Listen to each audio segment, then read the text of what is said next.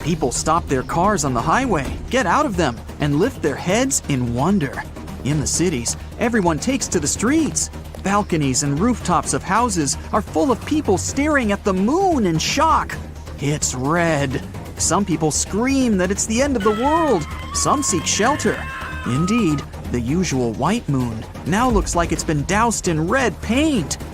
There's no need to be afraid if you see such a thing. On the contrary, enjoy the view, because you have witnessed a rare astronomical phenomenon. This is a total lunar eclipse. Here's the sun. It's in the center of our solar system. Mercury, Venus, and here's Earth and the moon.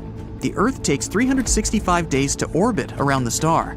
At the same time, the moon revolves around the Earth and completely orbits our planet in 27 days. The Earth creates a shadow zone, and sometimes the moon passes through it. The shadow is cone-shaped and gradually narrows. The moon is 238,000 miles away. That's like 9 lengths of the equator. At this distance, the width of the shadow is about 2.6 times the width of the moon. When the moon is in this zone, direct sunlight doesn't reach it. That is, it should have disappeared, but instead, it becomes red. All because the sun's rays pass through the Earth's atmosphere. They scatter, and most of the blue light disappears. But the red and orange rays continue and hit the surface of the moon. Voila!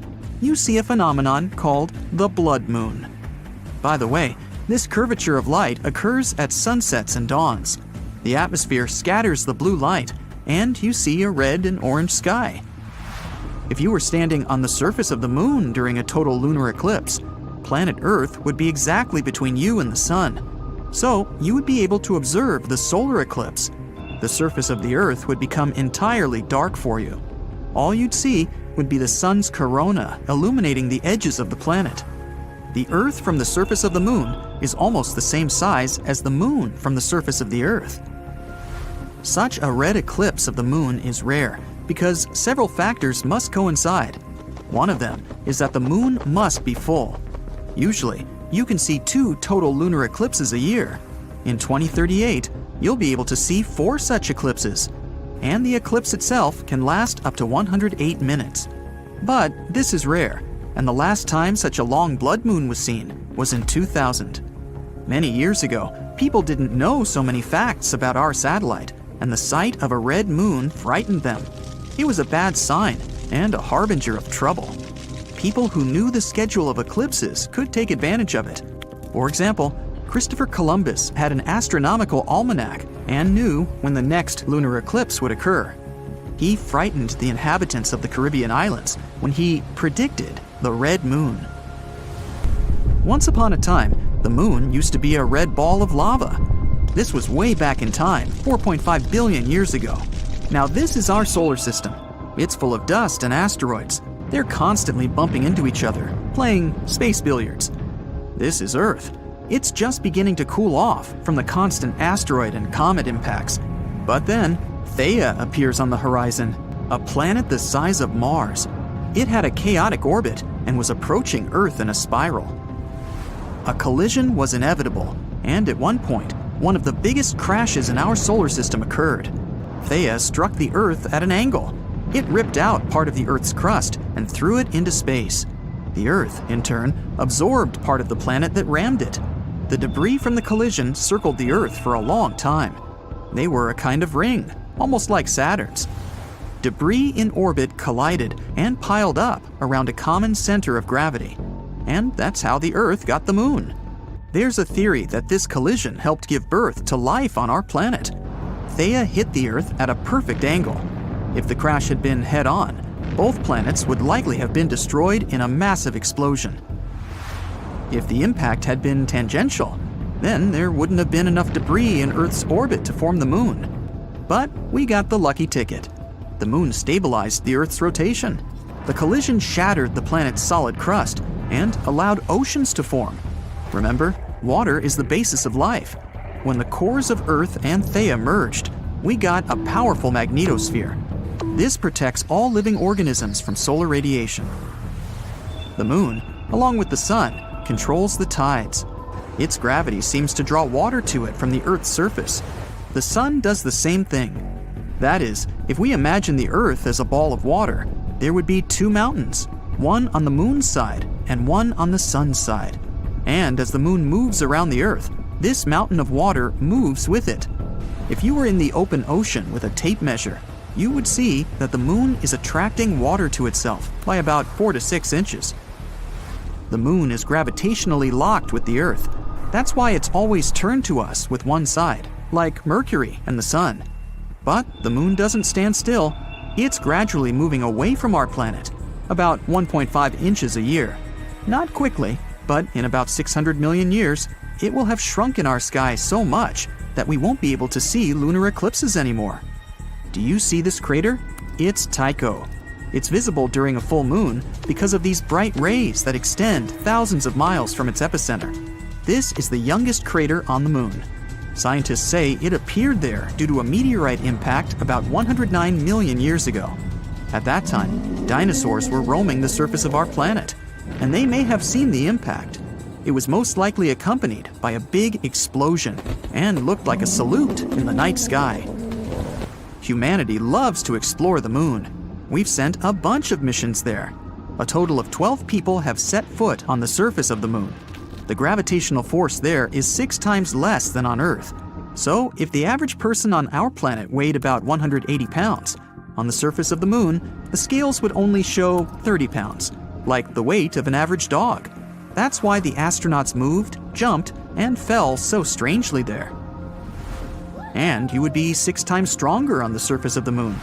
Here on Earth, the average person could lift about 130 pounds, but on the moon, you could raise a big motorcycle or a grizzly bear. The surface of the moon is covered with regolith. This is the lunar dust that covers the solid ground. Such dust is good at preserving footprints. Here's the most famous footprint, which gave birth to many crazy theories. Here's the footprint, and here's the shoe that left it. But the shoe is completely flat. This is explained simply. The astronauts wore extra boots for walking on the lunar surface. They have exactly the kind of sole that left these marks. In addition to the footprints, we left many fascinating objects on the moon. Several lunar rovers, a golf ball, flags, and human waste. There's also a lot of broken satellites and rocket parts. All in all, about 413,000 pounds of human-made objects are there. That's the weight of 3 passenger planes, or 31 adult elephants.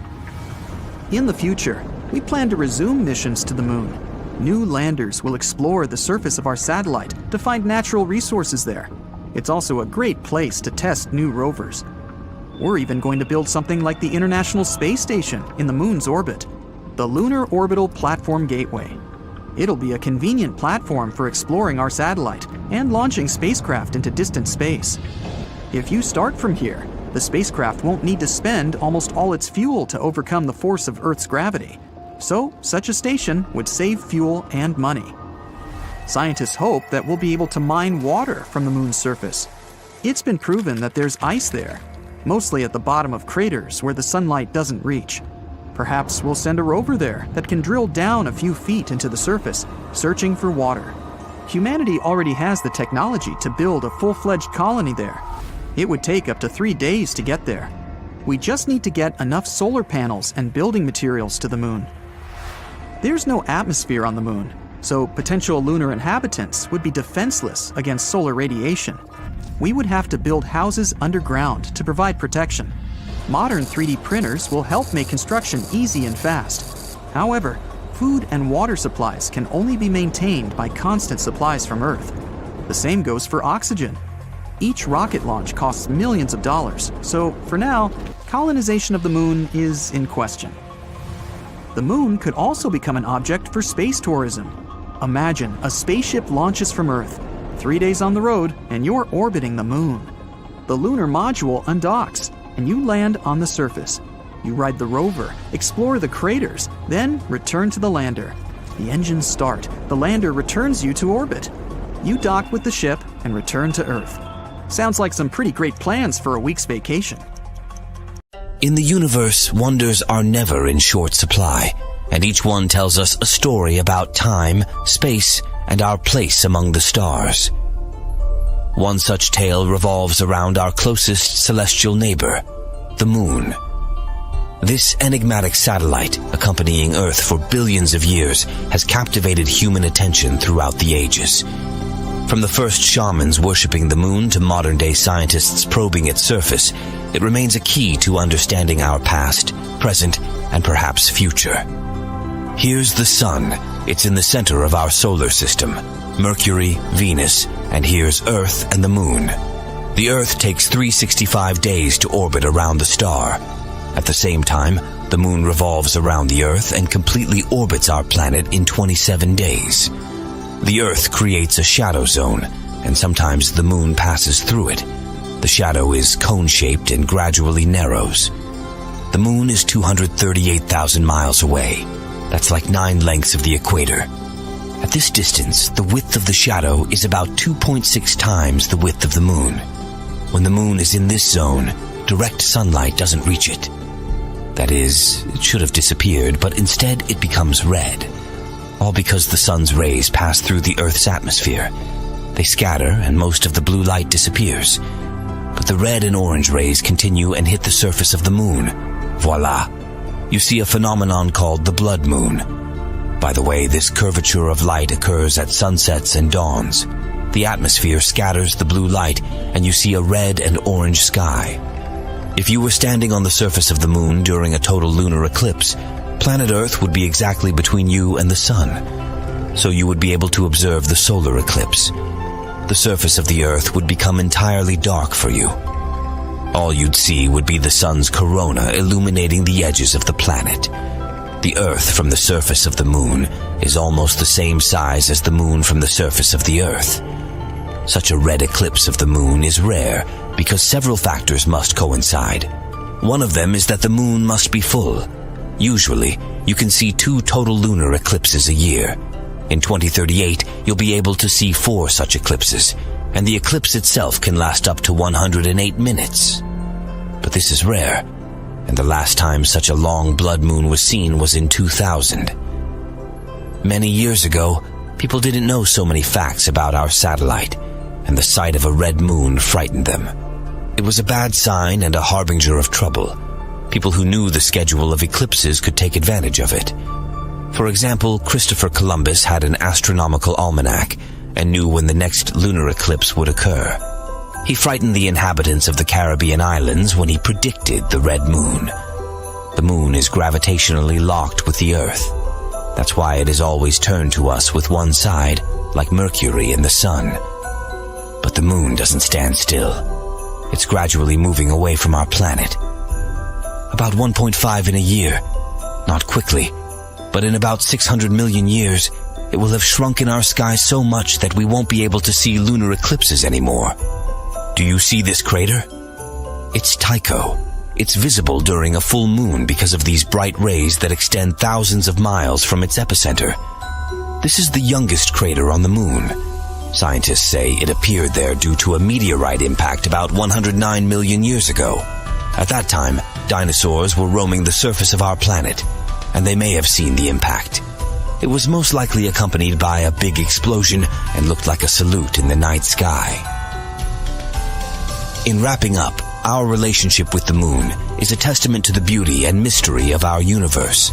Its patterns, movements, and influence on Earth serve as a reminder of the grand cosmic dance we're a part of. If you're intrigued by such celestial wonders, do consider subscribing for more insights into our incredible universe. The Moon is the Earth's closest space neighbor and its only natural satellite. It likely formed when a huge Mars-sized object crashed into our planet billions of years ago. I wasn't around then. This catastrophe turned Earth into a scorching ball of molten rock. It also pushed some material into its orbit, creating the Moon. Now, this heavily cratered sphere moves around our planet. This causes high and low tides around the globe. A bit more than 1/4 the size of Earth, it's the 5th largest natural satellite in the solar system. The Moon has several phases. For example, new, full, or crescent moon, first and last quarter. But whatever the satellite looks like, you can always find it in the night sky, and sometimes even during the day. But Imagine waking up at night and noticing that the moon looks somewhat different than usual. It seems brighter and bigger. It's hardly noticeable, especially when you're half asleep. You go back to bed, unaware that instead of the moon, you've just seen Mercury. Close up, this planet, the nearest to the Sun, is similar to our natural satellite. Its surface is littered with craters left by space rocks. Mercury is about 2/5 the size of our planet, but it's still a bit larger than the moon. That's why the planet would have a greater influence on Earth. Nights would become brighter, high tides would become higher, and low tides, what do you think, lower? Yup. The lunar cycle, that's the time the moon, or rather Mercury now, needs to go through all the phases, would become 14 hours shorter.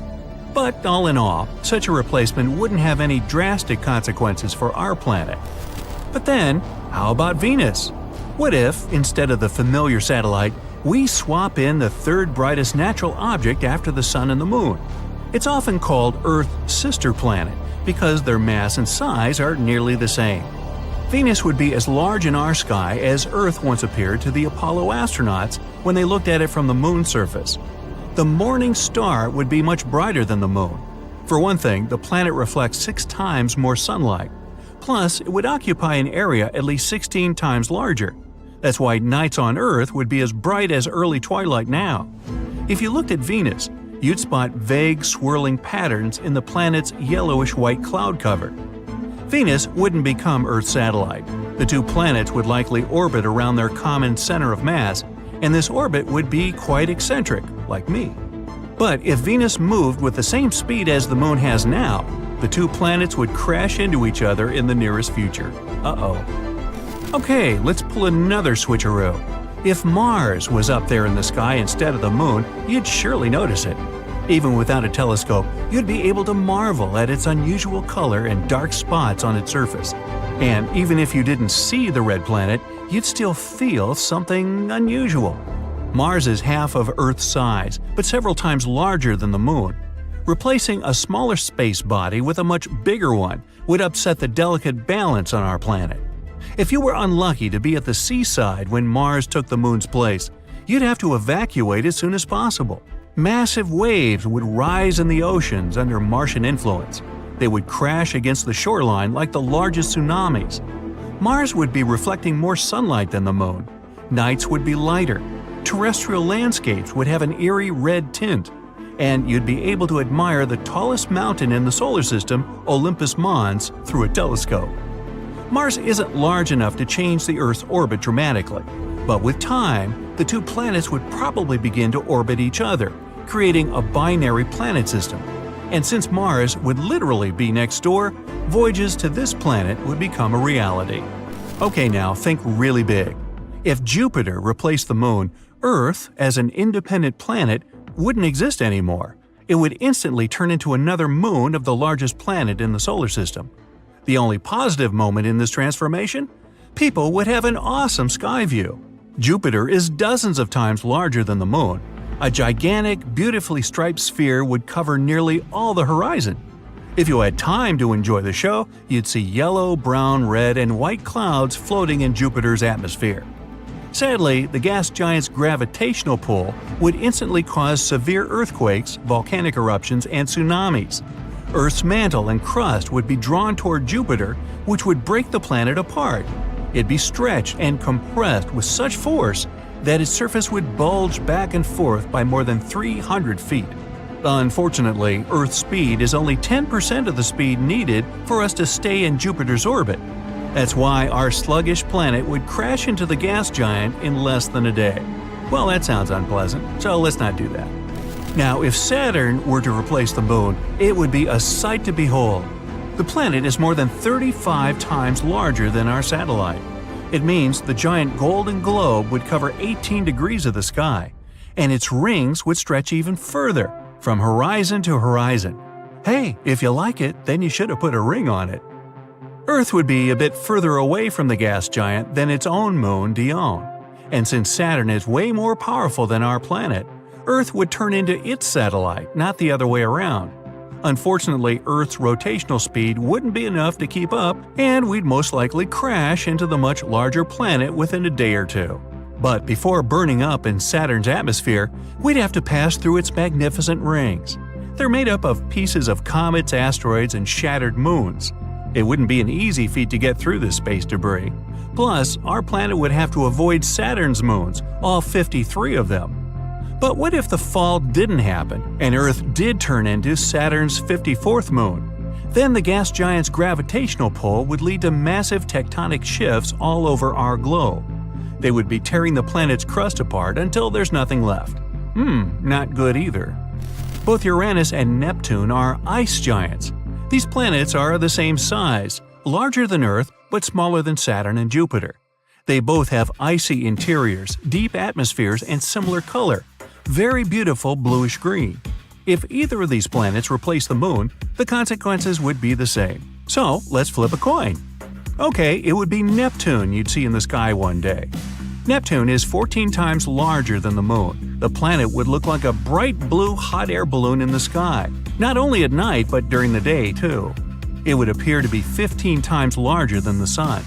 If everything else remained the same, a solar eclipse would seem to continue for ages.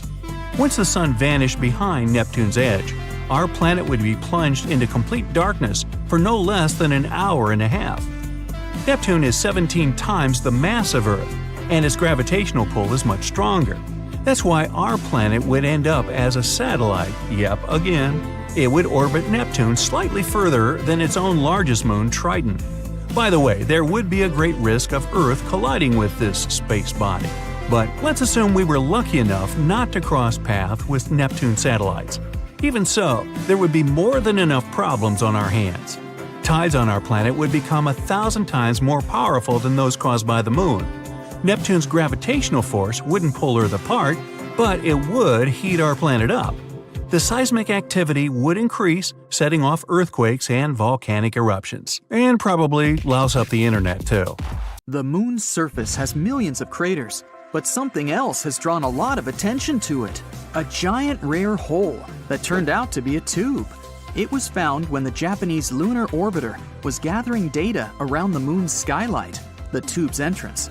Researchers found a specific echo pattern that suggested there was a hollow area.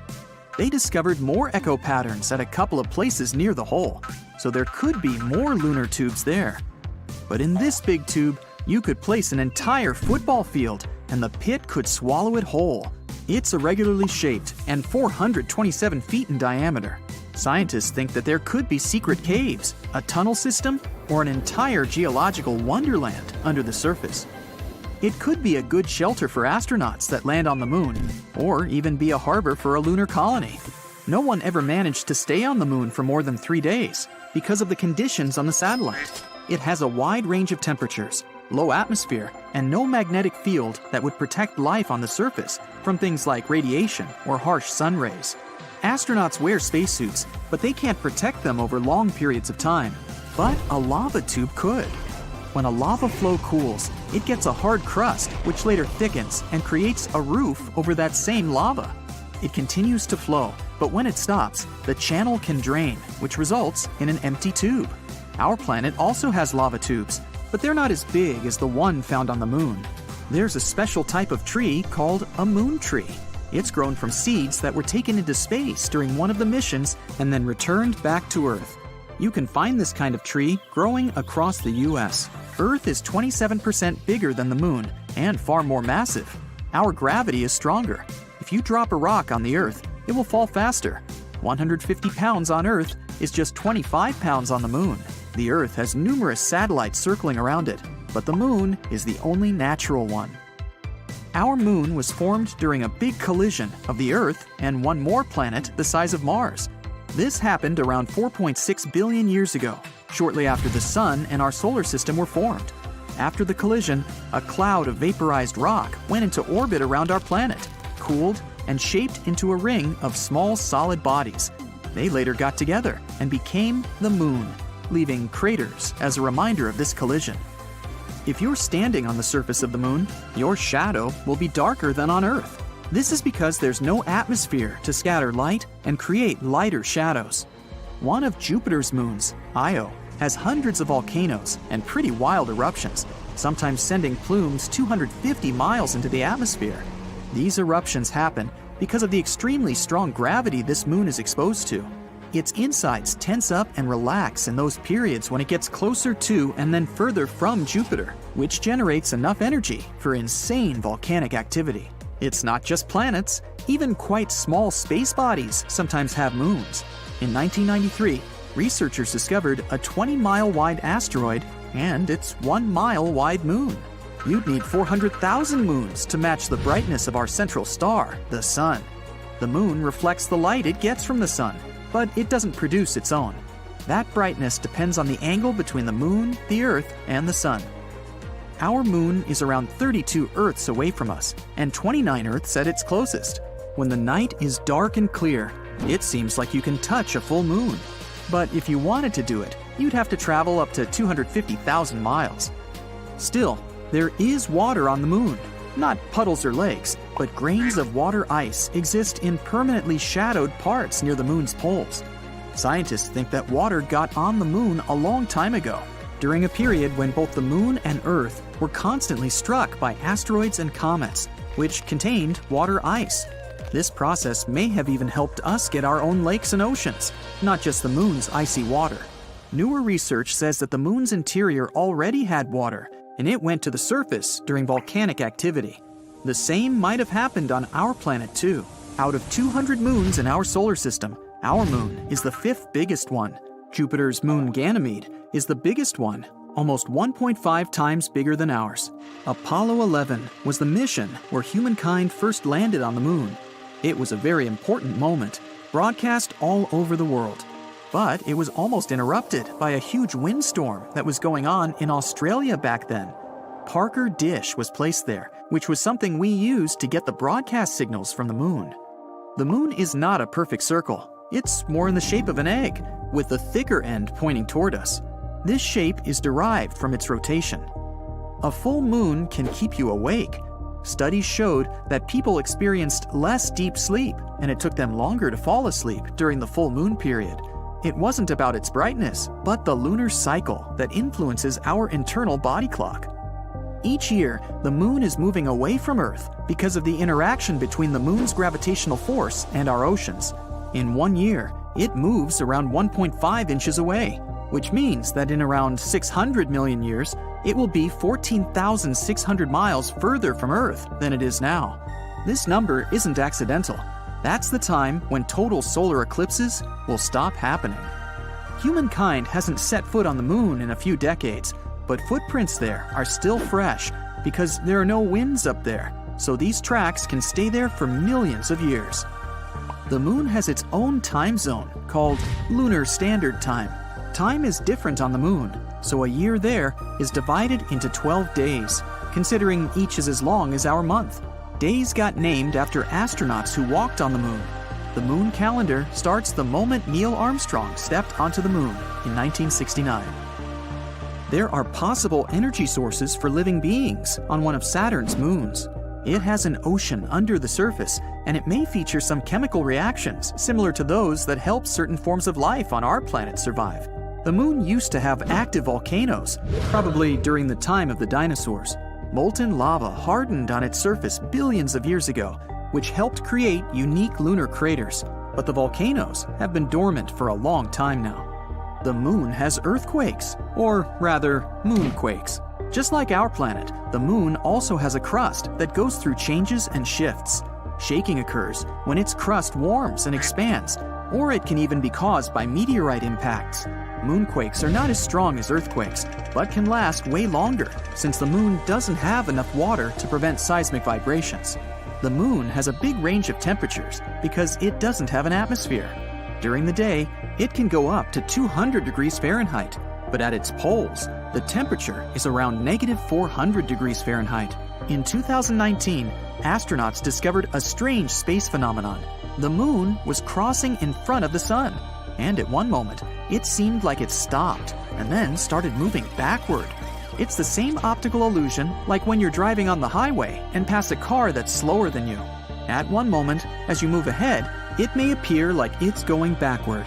The crust of the moon is not equally thick in all its parts. Some are up to 37 miles thick, while others are much thinner. The moon itself doesn't change colors. When sunlight goes through our atmosphere, it reflects off the moon and makes us see it as pink or red. Sometimes there are particles of dust sent into the atmosphere, and, in combination with sunlight, they give the moon an orange glow. The moon doesn't have a dark side. There's only a far side that we can't see from the Earth. The moon spins on its axis once and makes a circle around the Earth, all in the same amount of time, which is why we only see its one face the entire time. All planets in our solar system have at least one moon, except for Mercury and Venus. Mercury has less mass than our planet, so its gravity is lower than ours, around 38% of the Earth's gravity. That means 100 pounds on Earth would be 38 pounds on Mercury. Because of the weaker gravity, and since it's so close to the Sun, Mercury wouldn't be able to have its own moon. It would probably crash into Mercury, or even go into orbit around the Sun, and someday even get pulled into it. Venus most likely doesn't have its moon because it's also too close to the Sun. Wow, the NASA hotline is ringing off the hook. The call center operator is all sweaty from stress. They barely have time to answer the phone, and all the messages they get say the same thing. There's something glowing on the moon. Indeed, hundreds and thousands of amateur astronomers were watching the moon that night. And suddenly, there was a bright light on it, as if someone had lit a powerful spotlight on the surface. Scientists immediately began to look for an explanation to this phenomenon. They first thought it was simply the glow of an airplane flying between the observers and the moon. But then it wouldn't have been seen by so many people from different parts of the world at the same time. The next suspects were the Starlink satellites. Theoretically, one of them could have played a cruel trick on amateur astronomers. They could have mistaken the small satellite's light for a flash of light on the moon. But then again, if the satellite were the culprit of this mess, the flare wouldn't be static, but moving. While some scientists continue to search for an answer to this mystery, others decide to investigate the phenomenon in more detail. For this purpose, they have built a new telescope north of Seville, Spain. The conditions there are quite suitable for observing the moon. The telescope has 2 cameras, controlled remotely from the campus in Germany. If both cameras pick up any unusual phenomenon on the surface of the moon, it will quickly zoom the telescope there to see what's going on. It'll also require advanced artificial intelligence to teach the cameras to distinguish between the unexplained phenomenon on the moon and the light of an airplane, a satellite, or a small meteorite that just entered the Earth's atmosphere. While the telescope is doing its investigation, we already have a theory that may explain the appearance of such bright round flashes on the moon's surface. So, the moon influences the tides of the seas and oceans on Earth with its gravitational force. But the Earth can affect the moon in the same way. Only the force will be 32.5 times stronger. While the moon orbits the Earth, at one point it may be as close to our planet as possible. Then the force of the interaction will be greatest. At this point, tidal forces may force cracks in the surface of the moon to open and release gas from its interior. A powerful jet of gas will lift the lunar dust with it, and what we see as a bright flash through our telescopes is really just a fog of dust, which is round and reflects sunlight well. If you look at it from a distance, it really does look like a flash. As the dust rises, we think there's been a small explosion, and that flash gradually fades as the dust settles down. These things happen all the time on the moon's surface. They're called transient lunar phenomena, and besides lunar flashes, much more mystical and bizarre things have happened. Back in 1178, 5 monks claimed to have seen the moon, being in the shape of a horn, begin to split in 2 from an upper point. Then fire and sparks began to blaze from the place of separation. It was as if a dragon were spewing flames. In the next moment, the moon began to pulsate and then returned to its calm state. This phenomenon was repeated more than 10 times, and the flames took different shapes each time. When this nightmare was over, the moon turned black. It wasn't until the 20th century that scientists tried to explain the phenomenon. They theorized that a large asteroid collided with the Moon at the time, and it was this asteroid that should be blamed for creating the Giordano Bruno crater, 15 Brooklyn bridges wide. But in that case, millions of tons of fragments from the asteroid would have hit the Earth as well, and then people would have seen an incredible meteor shower. It would have been very bright, and the memories of it would definitely have been in the archives. But that didn't happen. Now the phenomenon the monks observed seems questionable. Perhaps they did see an asteroid fall, only it was falling on the Earth itself, and they perceived the light from the burning meteorite as something sinister happening on the Moon. Or maybe the monks were simply imagining things. There's no witnesses to this event other than them. Another unusual phenomenon is the blue and red lights on the Moon. They can be seen when it's horn-shaped, and this occurs most often in the Aristarchus crater. The flashes come and go very quickly, almost like lightning. In fact, this is electricity. Tidal forces are to blame for this too. They cause mechanical stress to build up in the rocks. This can produce an electric field, which creates the blue flashes that have surprised many amateur astronomers. There can also be starbursts on the Moon. We can blame this on meteorites that fall on the surface. Because the Moon has no atmosphere, asteroids that approach it don't burn up. Having a lot of weight and speed, they cause an explosion on impact. And here on Earth, we see it as a starburst. For example, on May 13, 1972, there was a meteorite impact of 1,000 tons of TNT near where Apollo 14 landed. If we lived much earlier, we might have witnessed constant bright flashes on the Moon's surface. All the craters there are formed by such meteor strikes.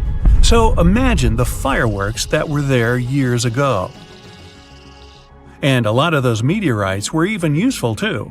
They brought water with them. Yes, there is water on the Moon. NASA confirmed this fact after studies with the SOFIA telescope. It was mounted on an airplane. The observations were made from the upper atmosphere of the Earth. At such an altitude, the dry air allowed the telescope to see even the smallest details. Water might have been in the craters at the poles of the Moon. These places have never seen light, and the water there might be encased in ice. But SOFIA found water on the sunlit surface of the Moon. Of course, it's only H2O molecules that are present in the dust layers, but that's something.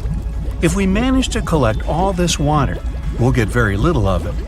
In comparison, the Sahara Desert has about 100 times more water than we found on the Moon. But an even more unusual phenomenon is happening there right now. The Moon is actually rusting, just like a piece of old metal. For rust to appear, we need iron, water, and oxygen. Lunar soil has enough iron in it, and as we've already learned, there's some water too. The last piece of the puzzle is oxygen. Everyone knows there's no atmosphere on the Moon, and we can't breathe there, but oxygen is still present. The solar wind brought it there.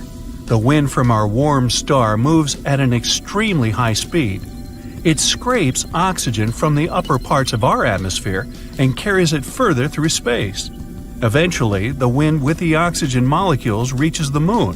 Voila! All the ingredients for corrosion are in place, and the iron ore on the surface of the Moon begins to take on a reddish hue. If this process goes on long enough, in the distant future, the Moon will look like Mars. It will turn orange-red. Yes, the signature color of Mars came exactly from that corrosion that began there thousands and thousands of years ago, when there were rivers and seas with water and an atmosphere with oxygen. Other strange objects that can be seen on the Moon were left there by humans. Between 1969 and 1972, 12 people visited there as part of the Apollo program. In all, there were 6 landing sites where the astronauts left a bunch of stuff behind. Besides a couple of dozen satellites and spacecraft that fell or landed softly on the Moon, there's a lunar rover, some United States flags, a family photo of one of the astronauts, and even 3 golf balls. And the first 2 people to be on the Moon left behind a whole pile of stuff. When they were about to go home, they took a lot of soil samples and rocks with them. And to carry it all away, they had to get rid of everything unnecessary on board the lunar module. The TV camera, the sample collection tools, the science equipment, and even the armrests from the seats. The astronauts stood outside the lunar module for a full 8 minutes and threw out a whole mountain of unnecessary items. If you collect all these objects and debris that we left there by 12 astronauts and put them on the scales, it will show about 199 tons. It's like 3 heavy armored tanks or 3 large passenger planes. Strange, but true. You're on a plane heading to an important astronomy convention when you see a large figure outside your window that eclipses the whole sun. You spit out all of your coffee, and everyone in the plane stares outside in shock. You then notice that it has rings like Saturn. You were supposed to fly to Japan, but you're forced to land in California. As soon as you land, you look up in the sky and see some more giant planet-like structures floating around in the sky. Everyone is taking pictures and trying to figure out what's going on. Suddenly, you notice a huge ball of fire crashing down near the airport. Everyone scrambles for safety, and luckily, it ends up in the middle of the runway with no one around. The bad news is, there's no more runway for planes to land.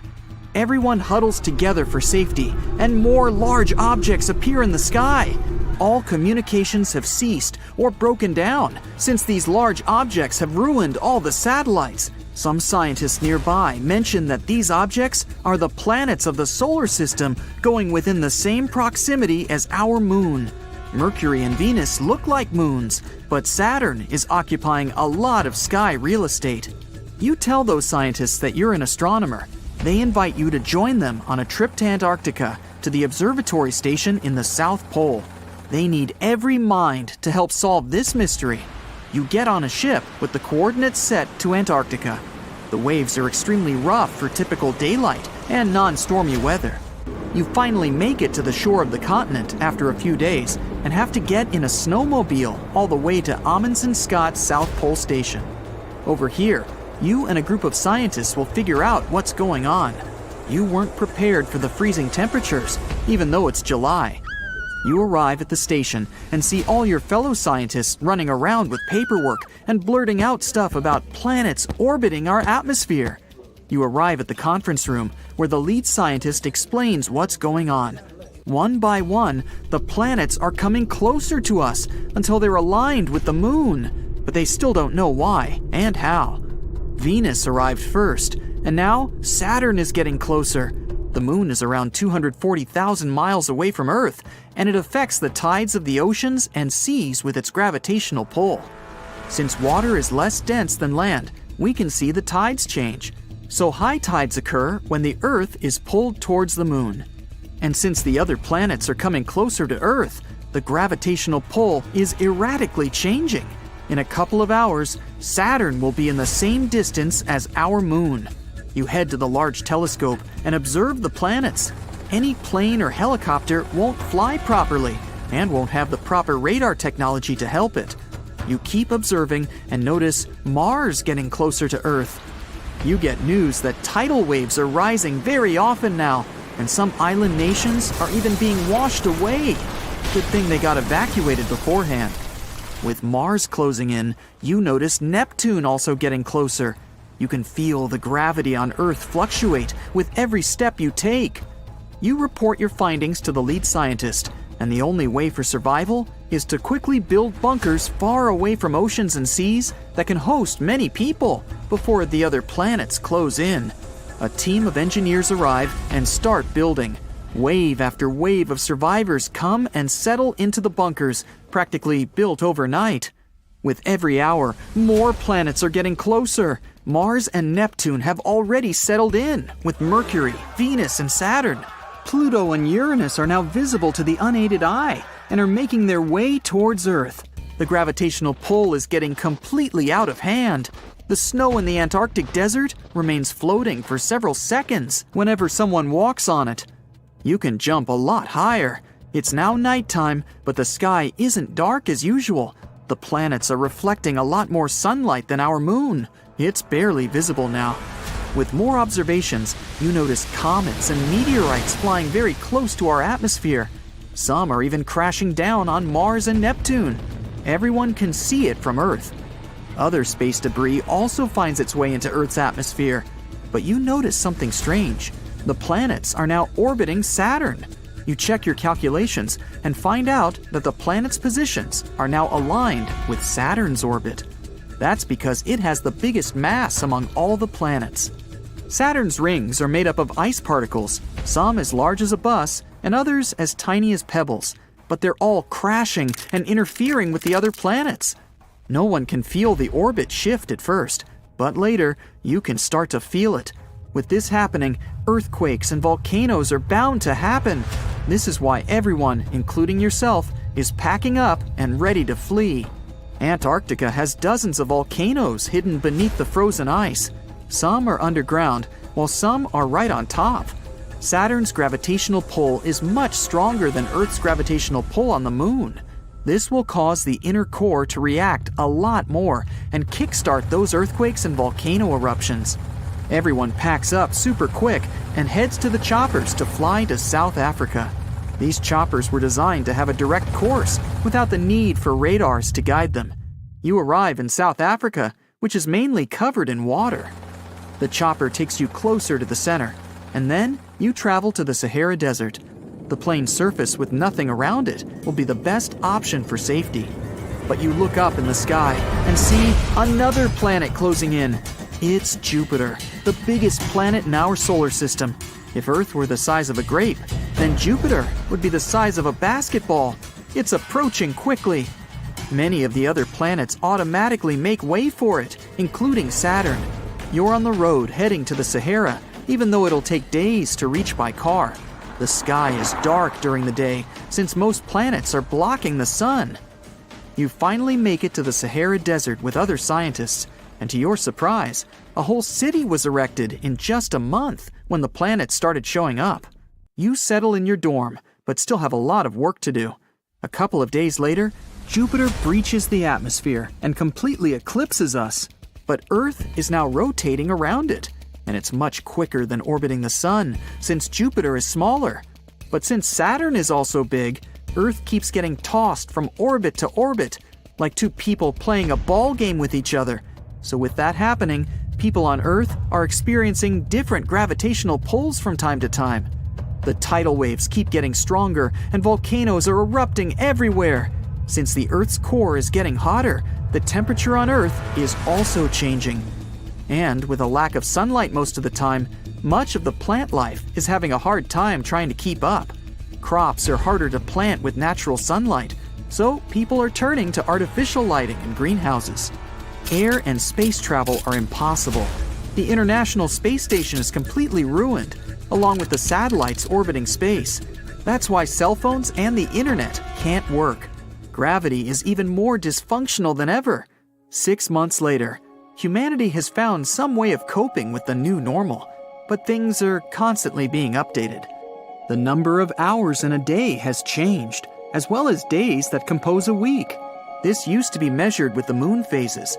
A month used to be the moon achieving all phases from none to full moon, and so on. But Earth's moon has disappeared with the cluttered, disorganized planets. What if our moon was hollow? Would we be able to hide inside in case some terrible catastrophe destroyed our home planet? Well, the supporters of the hollow moon theory believe that it's actually a real option. The hollow moon is a hypothesis claiming that Earth's moon is either completely hollow or has quite a lot of place inside. The thing is, the moon is less dense than Earth, and it seems to support the idea of its hollowness. But according to science, the reason is the fact that Earth's upper mantle and crust are less dense than the heavy iron core of our planet. Then, there's also the claim that the moon rings like a bell. For almost a decade, between 1969 and 1977, seismometers installed on the moon by the Apollo missions kept recording moonquakes. The moon was reported to be ringing like a bell during such quakes, especially shallow ones. On the 20th of November, 1969, Apollo 12 deliberately crashed the ascent stage of its lunar module into the surface of our natural satellite. According to NASA, after that, the ringing continued for almost an hour. This made some people argue that the moon must be hollow like a bell. Later, lunar seismology researched those shallow moonquakes and showed that they acted differently than quakes on our planet, mostly due to differences in type, texture, and density of the lunar and Earth's rock layers. The speed of sound waves in solids is determined by the medium's compressibility and density. No one has ever found any evidence of a large empty space inside the moon. And still, in 1970, Michael Vasson and Alexander Sherbakov suggested a hypothesis that the moon could be a spaceship designed by mysterious extraterrestrial beings. In 1965, writer Isaac Asimov made an observation that added fuel to the fire of conspiracy theories. He marveled at the sheer astronomical accident that the moon fits so snugly over the sun during total eclipses. The sun's greater distance makes up for the incomparably larger size of the star. As a result, it seems to us that the moon and the sun are the same size. The author added that there was no astronomical reason why the sun and the moon should fit so well. So since the 1970s, conspiracy theorists have been quoting Asimov's words about solar eclipses as evidence of the artificial origin of the moon. Mainstream astronomers disagree with such an interpretation, saying that the angular diameters of the moon and the sun don't perfectly match during eclipses. They vary by several percent over time. Many other pieces of evidence confirm that the moon is a solid body that formed after a planetoid crashed into Earth. In the past, scientists thought that the moon appeared after our rapidly spinning planet got rid of a good chunk of its mass. This idea was suggested in 1879 by George Darwin, the son of the very Charles Darwin, the famous biologist. This theory remained popular until the Apollo missions. Then, in 1925, Austrian geologist Otto Ampferer offered another idea, that Earth and the moon could have formed together from a primordial accretion disk, a rotating disk of dense gas and dust surrounding a young, newly formed star, and used to be a double system. The third theory stated that the moon could have once been a planetoid caught by the gravity of our planet. The modern explanation usually involves the giant impact hypothesis. According to it, a Mars-sized space body hit Earth and created a debris ring around our planet. In the end, this ring gathered into a single natural satellite, our moon. But getting back to the hollow moon theory, at the moment, there's no scientific evidence to support this hypothesis. Seismic observations and other data indicate that the moon has a solid interior with several layers, a thin crust, quite extensive mantle, and a dense core. These days, the idea of the hollow moon is considered to be a conspiracy theory. Technological progress does not stand still, and over the past decade, the resolution of images of the lunar surface has improved greatly. Many pits have been discovered on the surface, and some of them are really impressive in size. The largest are hundreds of feet deep. However, technology is not yet advanced enough for us to study the bottom of such pits in detail. That's why a recent discovery is surprising. It turns out that huge pits can extend deep into the rock of the moon. It's a groundbreaking discovery. Let's figure out why. So look at this giant underground cave. Leonardo Carrere and Lorenzo Bruzone from the University of Trento were thrilled to finally confirm the existence of such structures on the moon. They analyzed images taken by the mini RF instrument on board the Lunar Reconnaissance Orbiter in 2010. The original images didn't have excellent resolution, so the authors had to do a huge amount of work, using modern data analysis and modeling techniques.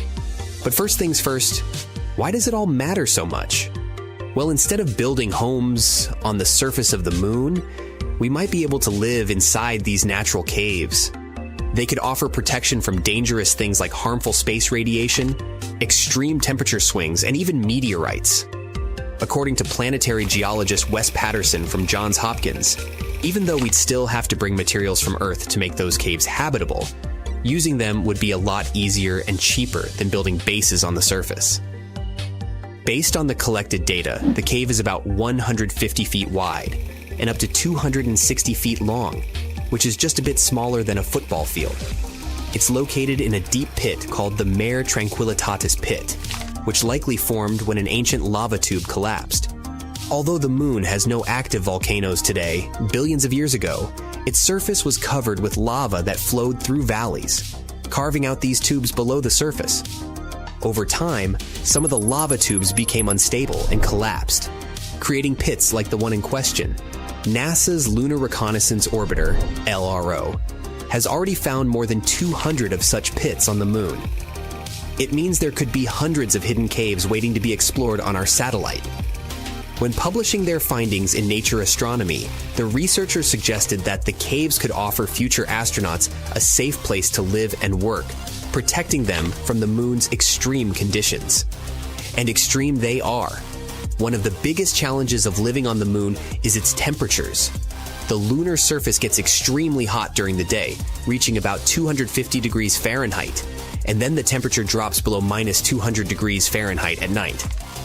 But inside the caves, the temperature could stay much more consistent. A separate study done in 2022 used computer simulations to predict that some of those caves could maintain a comfortable temperature of about 63 degrees Fahrenheit. Much easier to manage, right? Unfortunately, getting to the caves won't be easy. The Mare Tranquillitatis cave is over 400 feet below the surface, at the bottom of a steep slope covered in loose debris. It would take some clever engineering to get up and down that slope. The options could be using jetpacks, a lunar elevator, or some other kind of technology. We must find a way to transport astronauts safely. There's also a lot more to discover. Radar technology could help scientists find even more caves and lava tubes on the moon. In the future, a spacecraft with higher resolution radar could even map the insides of the pits that LRO has already found.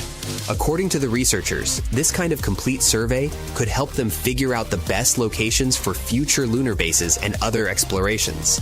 And there's another potential bonus. Those caves could contain water.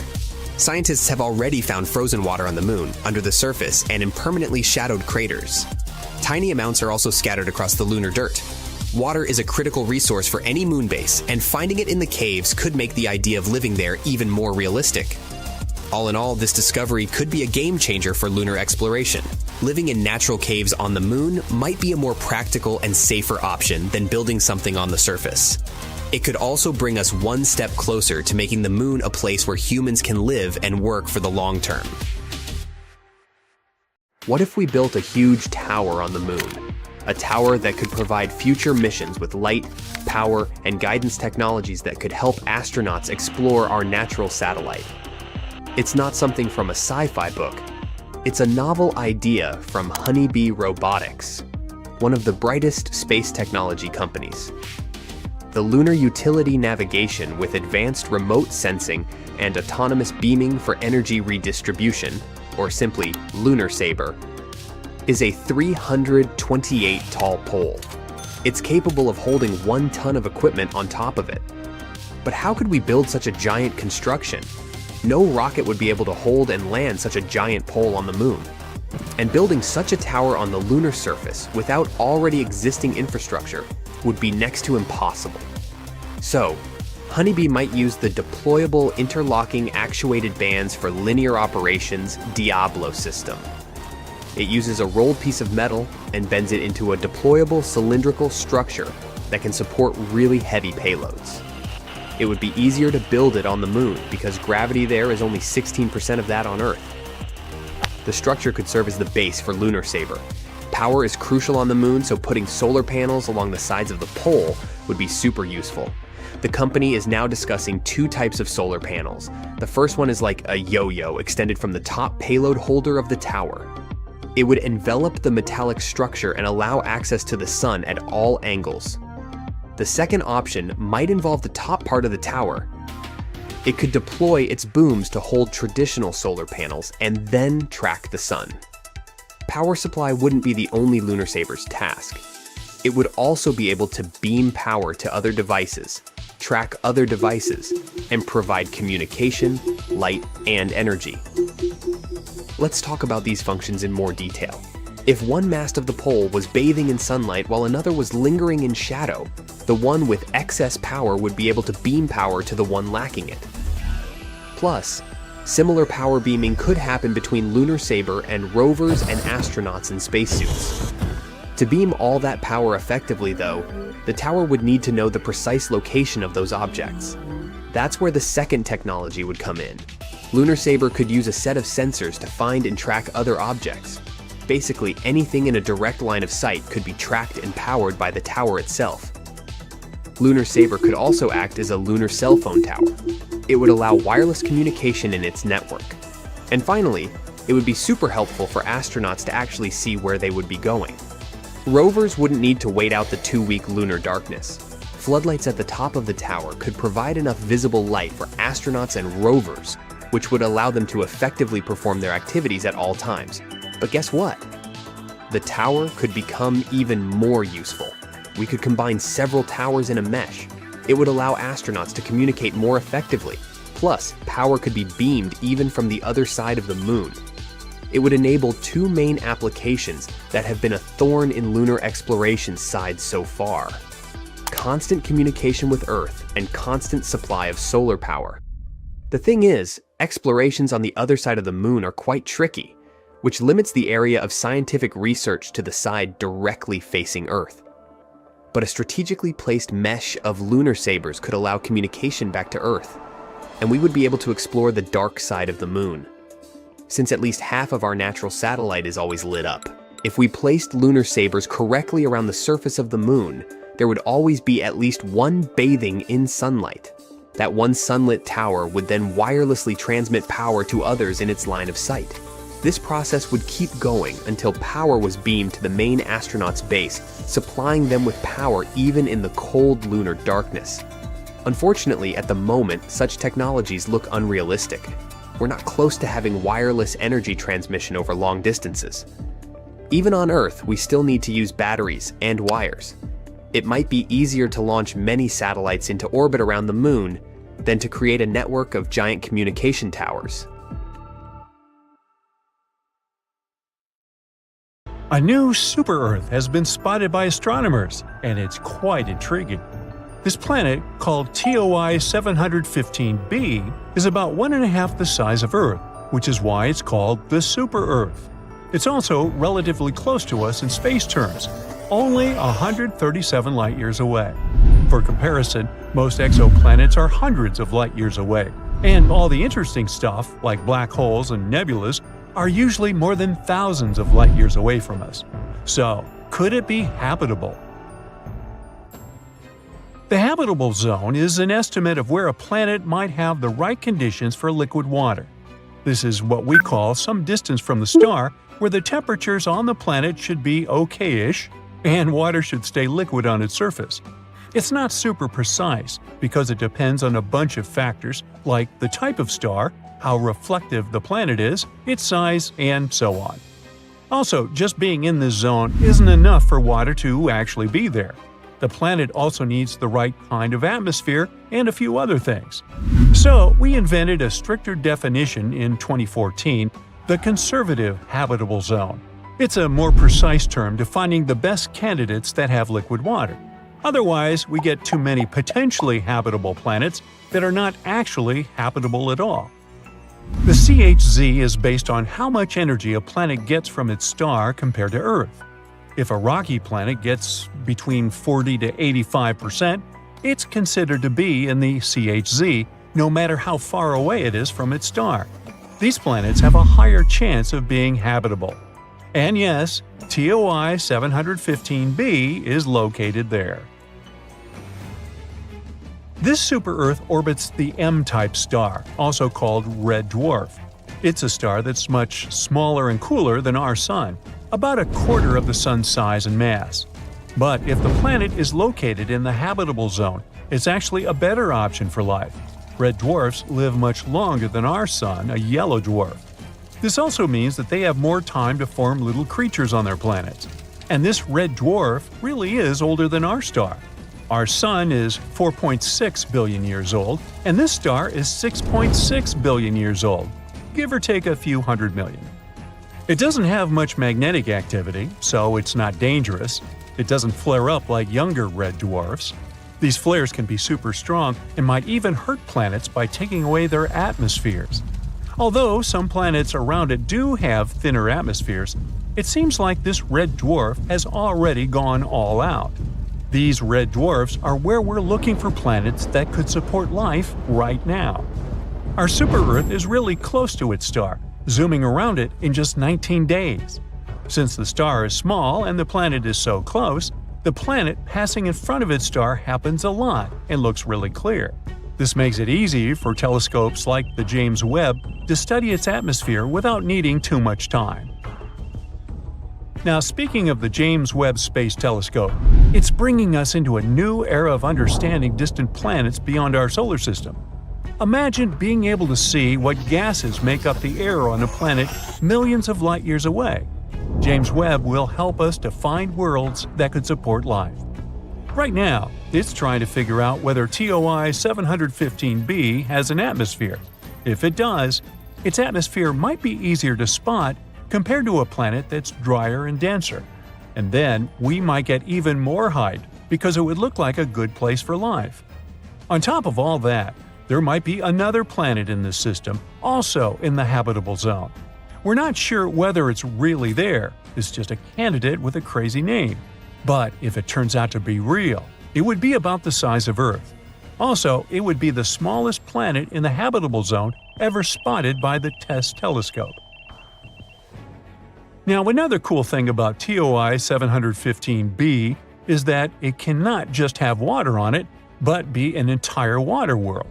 An ocean planet is a type of planet that has an ocean covering its surface or has subsurface oceans.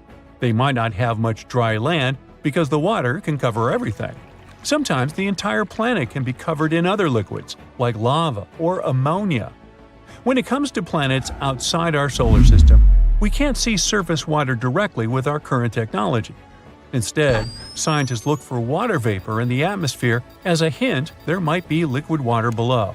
And of course, we wonder if these planets can have life, hopefully not in the form of Leviathan-like monsters.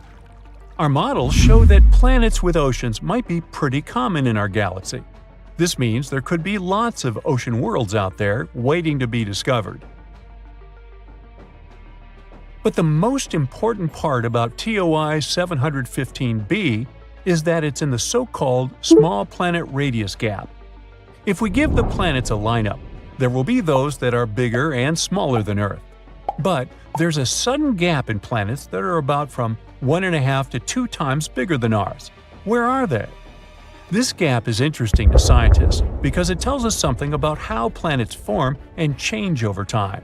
It's not that planets don't form in this size range. They actually start off larger and then lose some of their mass, like a balloon gradually deflating. Perhaps it happens because of how they orbit their stars, with stars blowing away some of their mass as they dance around it, as our Sun does with gas from comet tails. This gap holds a lot of mystery, and planets, like our new super-Earth, are clues that could help us unravel it. We aren't sure whether it exists around red dwarfs. Maybe it's a gap in how dense these planets are, rather than in their actual size. So studying our discovered planet is even more interesting. It'll help us learn more about distant stars and their planets. Now, I mentioned TESS a while back. NASA's TESS, Transiting Exoplanet Survey Satellite, has been in space for 6 years now and has been incredibly successful. NASA launched TESS because we already found over 5,000 planets orbiting other stars, mainly thanks to the Kepler telescope. But Kepler mostly found large planets, not necessarily like Earth. We decided to focus TESS on finding smaller Earth-like planets around nearby bright stars, making them easier to study with future telescopes. Here's how it works. The camera observes stars and looks for changes in their brightness. If the brightness suddenly drops for a while and then gets back, it could mean there is a planet passing in front of it.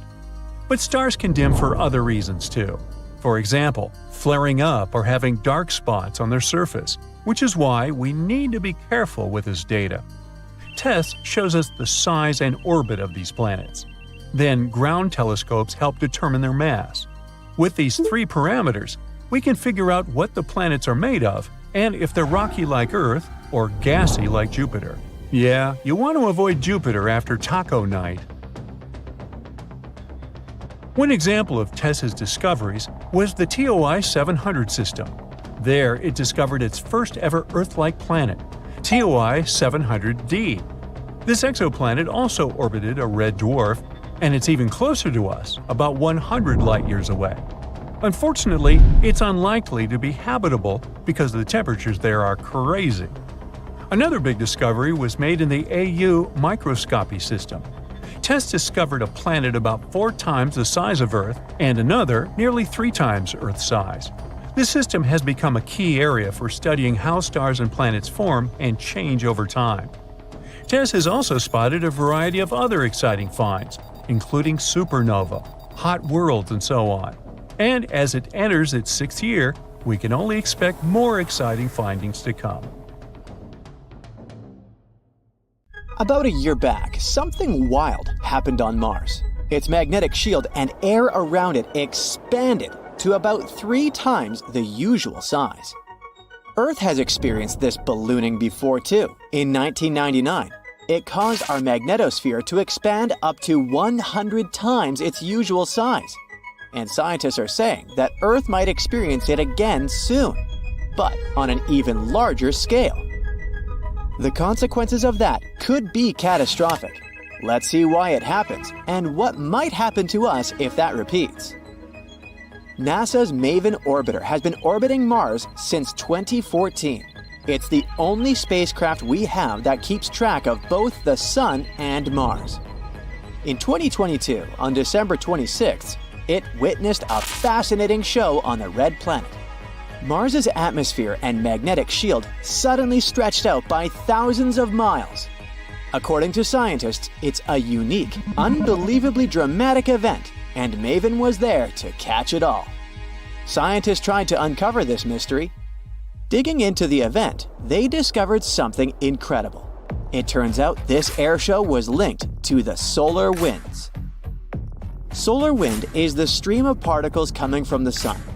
It's a constant flow of protons and electrons from our star's outer atmosphere. Moving super fast, up to 500 miles per second, these charged particles travel through the solar system in a plasma state. Mars, like all other planets in our solar system, is always dealing with solar wind. Think of it like a breeze from the sun. This wind pushes on Mars's magnetic shield, called magnetosphere, and is part of why Mars loses some of its atmosphere into space. Researchers found out that the weird expansion on Mars happened because there was a rare void in it. Faster solar wind caught up with slower solar wind, making them squeeze together. This created a gap in part of Mars's atmosphere because some solar wind was missing. This unusual situation caused Mars's magnetosphere to expand so rapidly. The Sun goes through a cycle about every 11 years. It jumps from low activity or solar minimum to high activity or solar maximum. Then it jumps back. We noticed this way back in the 18th century, and we're currently on the 25th cycle. It's all because of the Sun's magnetic field. During solar minimum, the magnetic field is strong and organized, but over time it weakens. Suddenly, solar activity jumps up. This creates solar winds, the Sun spewing jets of particles on the planets, including our Earth. In 1999, the solar wind nearly disappeared for 3 days. It will probably repeat again now. This time around, scientists believe it might hit us sooner and harder than expected. The Sun becomes quite lively, emitting fiery plasma, developing large dark spots, and releasing powerful radiation. And unfortunately, the upcoming solar maximum kind of caught us off guard. The storm was predicted for 2025, so scientists aren't very prepared. The number of sunspots observed has been way higher than anticipated. The Sun hit an 8-year sunspot peak in 2022, and then showed more than double the expected sunspots in 2023. It's not just them. Many solar flares have also been on the rise. In March, the geomagnetic storm lit up the skies with vibrant auroras across 30 U.S. states. It was the strongest storm in over 6 years.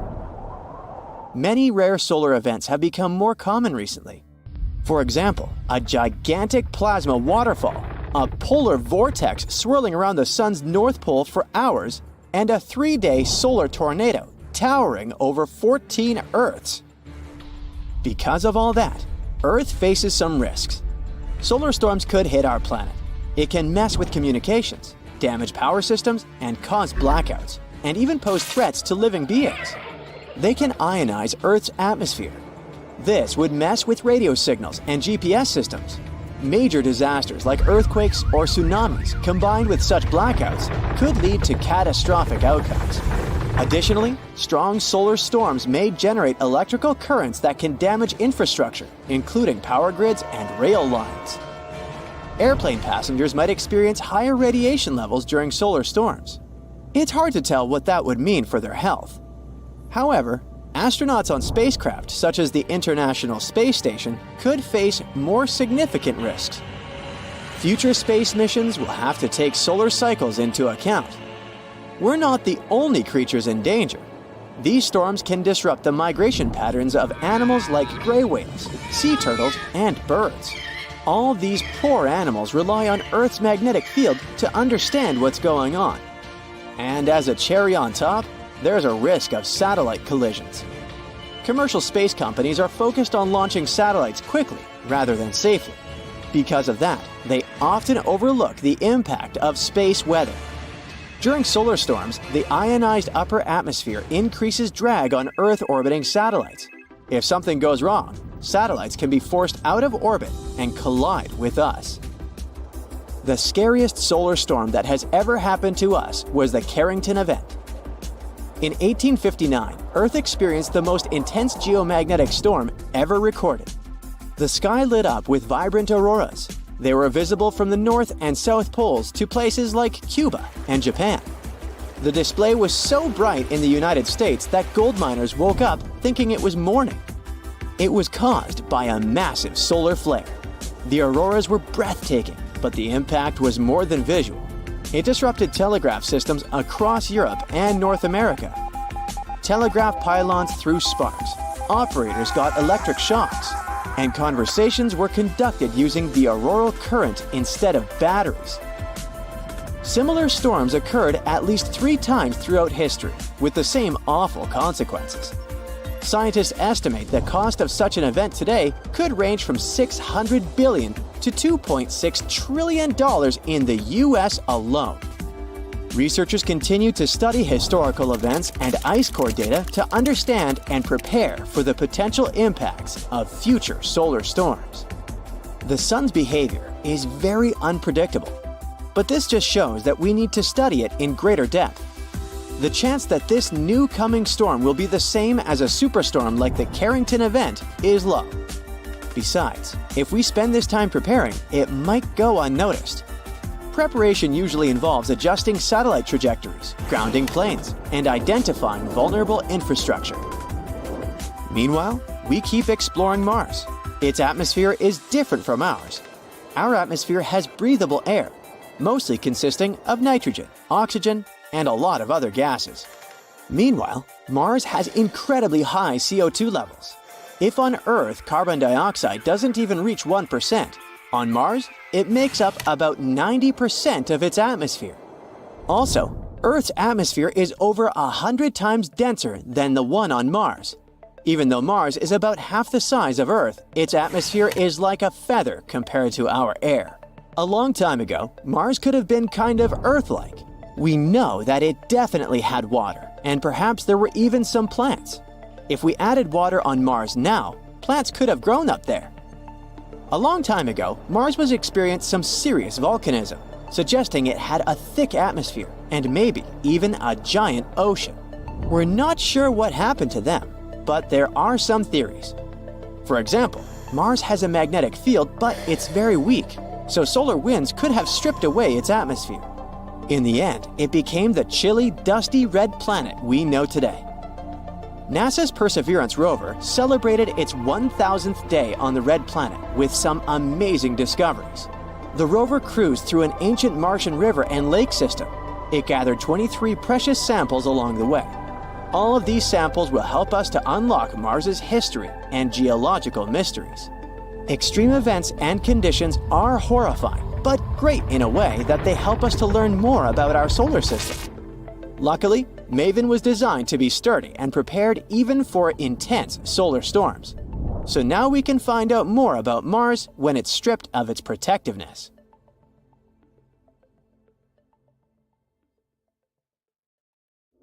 Have you ever wondered why all planets are perfectly round?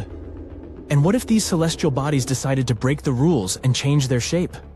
Would we end up with square planets, triangular moons, or maybe even intergalactic shapes we can't even imagine?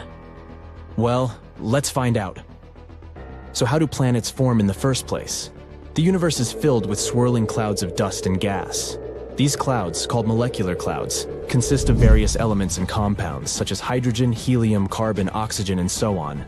They're like a cosmic kitchen filled with the ingredients needed to cook up some brand new planets. The first step in the recipe for planetary formation is called the accretion theory. Let's say that something happens that causes gravitational instability, like a supernova goes off nearby or something. This pushes the gas and dust in the cloud and causes them to come together. Because of gravity, these particles start falling toward a central point. They become more tightly packed together, like when you squeeze a ball in your hand. And eventually, they're squeezed so hard that the cloud starts to flatten into a disc shape.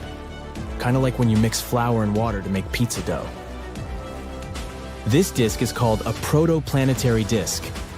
It's also spinning because the cloud's particles had some rotation to begin with. Now, imagine these tiny dust particles and gas molecules dancing around in the disk. Sometimes they bump into each other, and when they do, they stick together like Velcro. These little clumps of dust and gas are called planetesimals. They're the building blocks of planets. And as the planetesimals continued to collide and merge, they grew larger and larger, forming protoplanets. The protoplanets were getting serious about their size, and their gravity became stronger. Some of them got so massive that they became the grand masters of their cosmic neighborhoods, the planets we know and love. Each planet had its own unique recipe of gases, rocks, and sometimes even water. But why do the planets look like spheres? Well, it's all because of gravity. Let's go back to our protoplanets. Imagine you're squeezing a balloon with your hands. The air inside of the balloon pushes back, creating pressure. Something similar happens with planets. Gravity squeezes its material inward, pulling in towards the center. And since gravity acts equally in all directions, it pulls material from all sides toward the center of mass, resulting in a sphere-like shape. And that material pushes back with pressure, resisting the force of gravity. In the end, they both find a sweet spot where they balance each other out. It's called hydrostatic equilibrium, a fancy term that means everything inside a planet is in balance. But that's not all. Another thing that makes the planet spherical is their rotation. Think about a ball of Play-Doh or something like that. Imagine you spin it rapidly. The material starts to push outward, making the Play-Doh bulge at the equator and flatten at the poles. The same thing happens to planets. As they spin on their axes, the combination of gravity and rotation pushes the material outward, making the planet bulge at the equator. They low-key want to become disks again. However, gravity doesn't want any lumpy planets. It wants them to be nice and round, so it keeps pulling on the material, trying to make everything as compact as possible. Eventually, gravity wins, and the planet settles into a spherical shape. Let's take some examples from our planetary playlist. Jupiter, the giant of the solar system, loves to show off its oblateness. It spins so fast that it becomes noticeably squished at the poles and chubby in the middle. It's like a spinning top with a cute belly. Saturn, the ringed wonder, also joins the oblate party. It spins around with its beautiful rings, and its oblateness is even more pronounced than Jupiter's. These examples show how rotation can give planets a unique shape. They go from being perfectly round to having a delightful bulge around the middle. It's like cosmic pottery, where the spinning motion creates a playful and distinct shape. So now you know why the planets are round. But what's more interesting is, what if they weren't? What if they were, let's say, cubical, or even triangular? Well, let's see. A cube-shaped or a triangle-shaped planet would have its mass spread out in a completely different way than a sphere. And you know what that means? Gravity would be all shook up too. On a spherical planet, Gravity pulls everything towards the center because the mass is evenly distributed around that center. But when we introduce a cube-shaped or triangle-shaped planet, things get interesting. If you're standing at the center of one of those faces, you'd feel the strongest pull of gravity. That's because the faces are the closest to the center of gravity. And as you venture away from the center and start walking towards the edges, gravity starts playing tricks on you. You would feel the struggle against the steep-angled gravity. Walking on those edges would feel just like climbing a mountain, or walking on a super steep slope. All because gravity wants you right in the middle of the face, and nowhere else. Now imagine the terrain along the edges and corners. It's a barren, rocky, and dry landscape. Why? Well, all the water would pool in at the center of each face, leaving the edges high and dry. And the air quality? Well, it's either non-existent or so thin that it can't support life. Not the coziest place to set up camp, that's for sure. And don't forget your warm clothes, lunch, and hiking boots. You'll need them because of the crazy climate. The type of climate you'll encounter on our cube or triangle-shaped Earth depends on how it spins. If it rotates at its corners, each side would enjoy a mild, temperate climate. However, if it rotates on an axis through two of its faces, things get intense. Picture a roller coaster version of our current climate. Some faces would be polar wonderlands, icy and chilly. The top and bottom faces for the cube, and the bottom face for the triangle. Meanwhile, the other sides would be completely different. In a cube, they would be scorching hot with an equatorial climate that would make you break a sweat. Instead of sunlight gently curving along the surface, it would directly beam onto these faces. Talk about feeling the heat. And on a triangular planet, the sunlight would strike the faces at an angle. This angled sunlight would create fascinating temperature variations across the planet. Imagine this.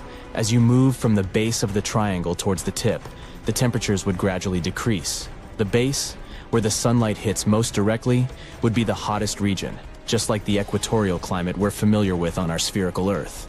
But as you venture towards the tip, the angle of sunlight would be less direct, leading to cooler temperatures. But the base is still super cold and dark, since the sunlight doesn't directly reach it. So the triangle would be absolutely crazy in terms of temperature changes and climate zones. By the way, you know that cozy blanket of air we call the atmosphere? Well, on our angular Earth, things would get a little topsy-turvy. Gravity would be pulling stronger from the center of each face. The result? The atmosphere would go through some crazy changes. Picture this. At the center of each face, where gravity is strongest, the atmosphere would gather and thicken. It would be like a bustling city, full of air molecules. But as you venture towards the edges, things would start to thin out. The atmosphere would become scarce and very thin. So breathing along the edges would be quite a challenge, and the edges would be a tough neighborhood for life to thrive. Moreover, a thinner atmosphere means less protection from the sun's radiation and solar winds, so corners and edges would be extremely dangerous for humans. Of course, this is all just a playful exploration of what could be. Our Earth loves its spherical shape, and that's a good thing. But there's no harm in imagining wild and wonderful possibilities, so keep your imagination soaring and continue to marvel at the marvels of our amazing planet, however it may be shaped.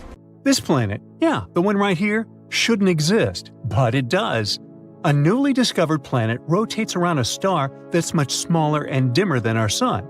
The planet, however, is enormous. Such a tiny star couldn't create it, so it's like finding an ostrich egg in a chicken coop. A team at Penn State built a special tool called the Habitable Zone Planet Finder. It's an instrument that's supposed to find planets around dim, cool stars. It's connected to a big telescope in Texas.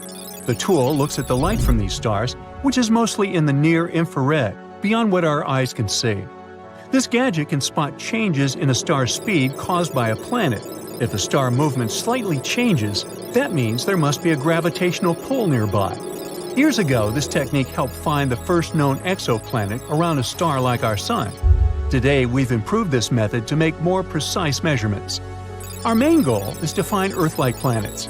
They should be rocky and located in habitable zones, areas around stars where liquid water could exist. The Doppler technique isn't that great at finding Earth-like worlds yet, but works well for cool, dim stars. And that's how we discovered the impossible LHS 3154b. Planets usually form in disks made of gas and dust in space. Picture a flat, spinning cloud of tiny particles. These particles come together and stick to each other, creating a flat, rotating disk. Over time, these tiny bits combine to form a solid core. This is the starting point for a planet.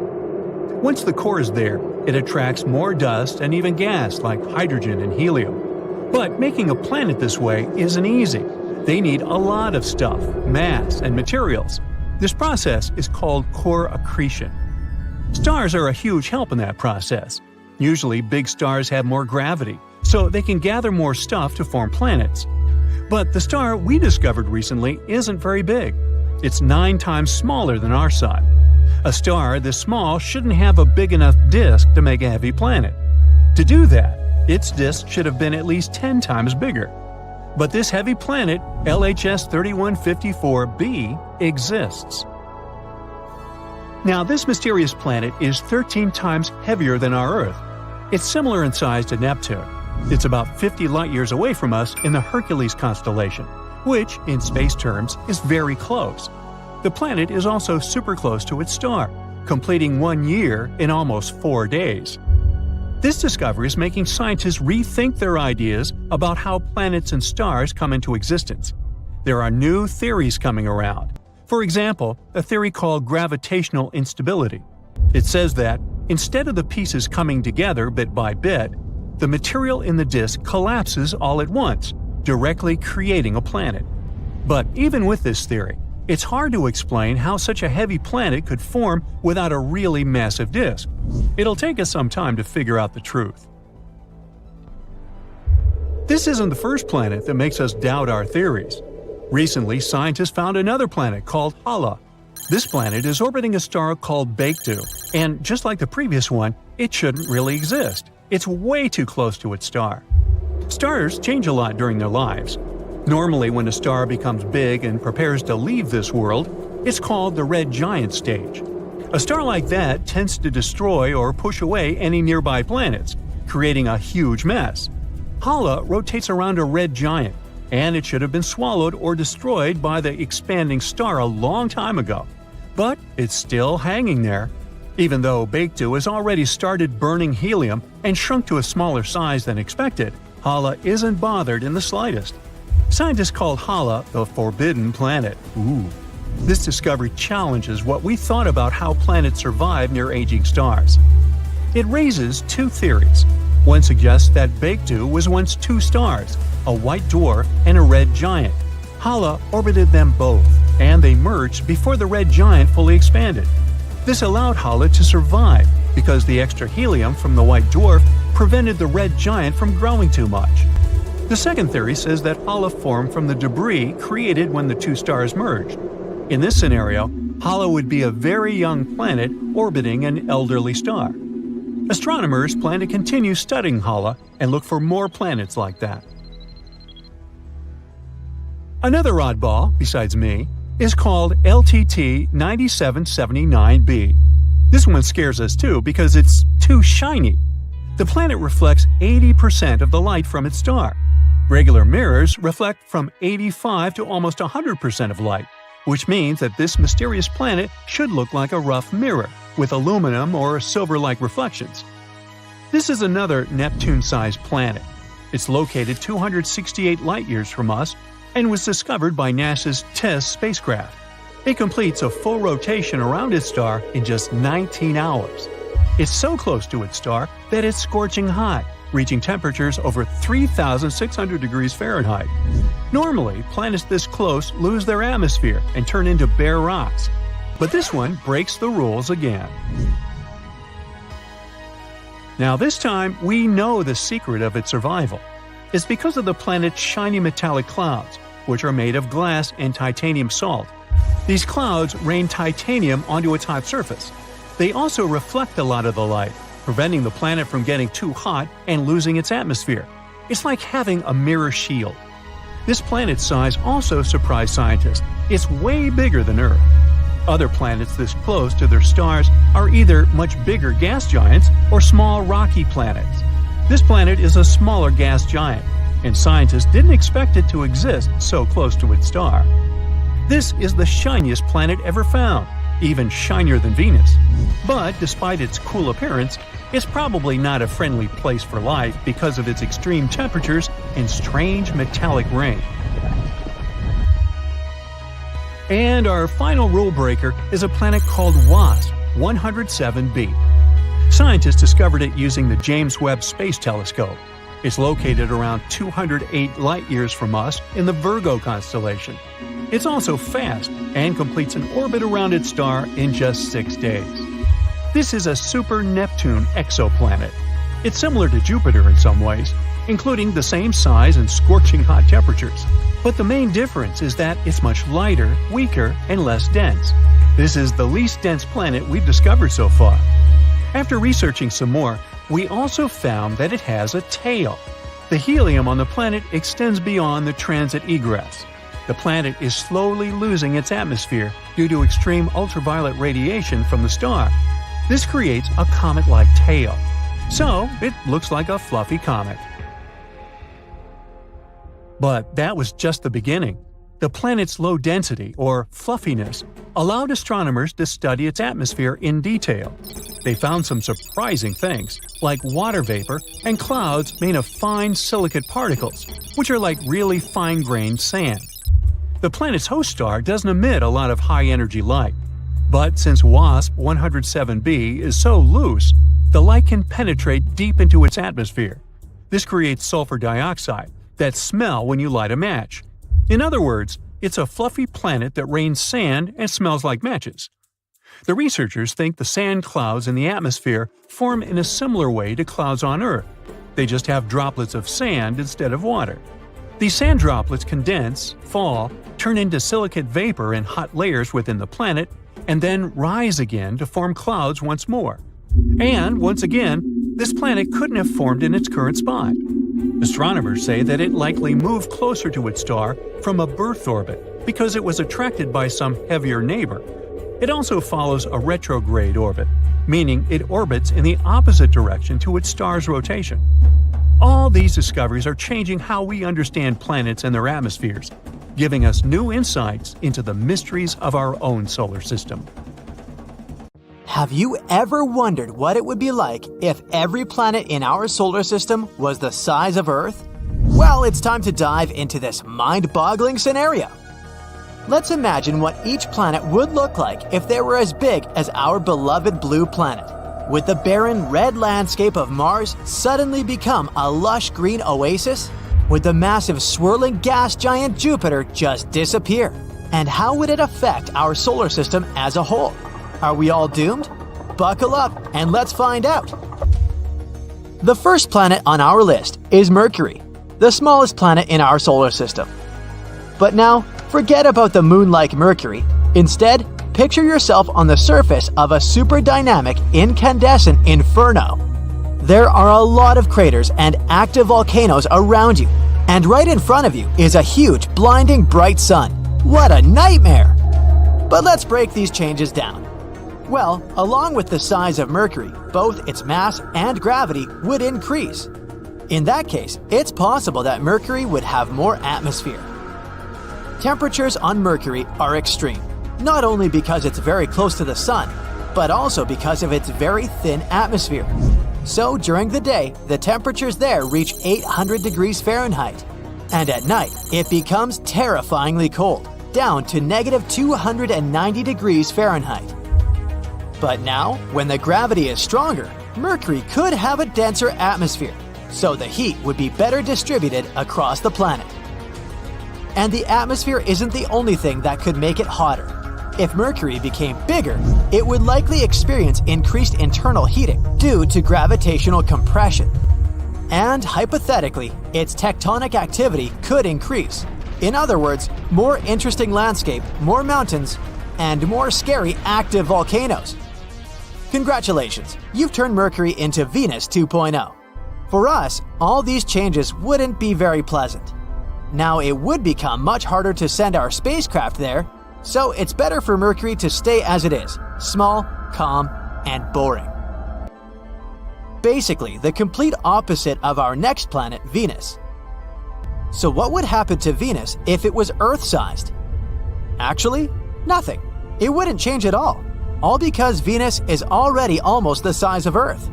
It's even called the Earth's twin, although twin is a big word, of course. In reality, we couldn't be more different. Venus is often called the morning star because it's so bright and visible in the sky. But don't let its beauty fool you. This planet is one of the most inhospitable places in our solar system. Its surface is hotter than a freshly baked pizza, around 900 degrees Fahrenheit, and it's covered in thick clouds of sulfuric acid that would dissolve any human who tried to visit. So, unfortunately, you won't be planning any trips there anytime soon. So let's move on to a planet that, unlike Venus, could potentially become a new home for us, Mars. Picture yourself standing on Mars's surface, watching the blue sunset and breathing in a refreshing breeze of air. Yes, you read that right, air.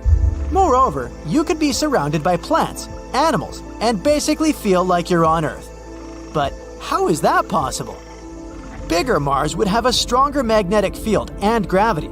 This would lead to a richer and denser atmosphere. It would likely have a wider range of gases, including oxygen. Wouldn't that be cool? Also, a denser atmosphere could distribute heat across the planet, so Mars would become much warmer and cozier. And here comes the most important change: liquid water. Mars actually has some frozen water at its poles and in subsurface reservoirs. But with a stronger gravitational pull, it could potentially stabilize liquid water on its surface. Hooray! However, it's not all fun and games. New Mars would also have a volcanic personality. It's already geologically active, but now its internal heat and pressure would skyrocket. That means more frequent and more crazy volcanic eruptions. Imagine how exciting it would be to witness such eruptions on another planet, if you manage to escape the consequences. In general, the planet could become greener and lusher, but not safer, although it would still be great to see it. But it's time to move on to the giants of our solar system. And if we're enlarging the planets before, now it's time to squeeze them really, really hard. If Jupiter became 11 times smaller, oh boy, what a disaster that would be. The first thing we'd notice is a change in gravity. And I say we'd notice because now we'd have no choice but to move somewhere. Jupiter experiences from 30 to 100 collisions with large asteroids per year. No big deal, all because of its strongest gravity, which attracts them all and protects us. But now our big protective brother has turned into a small baby.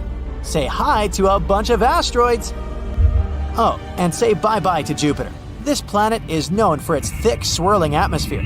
But with a weaker gravitational pull, Jupiter would probably have a hard time holding on to it. So over time, it would slowly escape into space, leaving behind a thin atmosphere composed mainly of nitrogen and oxygen. We'll also have to bid farewell to the iconic appearance of another giant, Saturn. The most noticeable difference would be the disappearance of its famous rings. Made up of small particles of ice and rock, the rings are a unique feature of Saturn. But with Earth's gravity, they would either fall onto the planet or scatter into space. Bummer. Saturn is also a gas giant, just like Jupiter. Its atmosphere is made up of mostly hydrogen and helium. But if it were Earth-sized, its gases would be compressed due to the increased gravity. This would make it much denser. That means Saturn's overall size and shape would change. Theoretically, if we squeeze Saturn hard, it could potentially become a brown dwarf. It's a type of failed star that lacks the mass to sustain nuclear fusion, but emits heat and light. So, Saturn could stop being a planet altogether.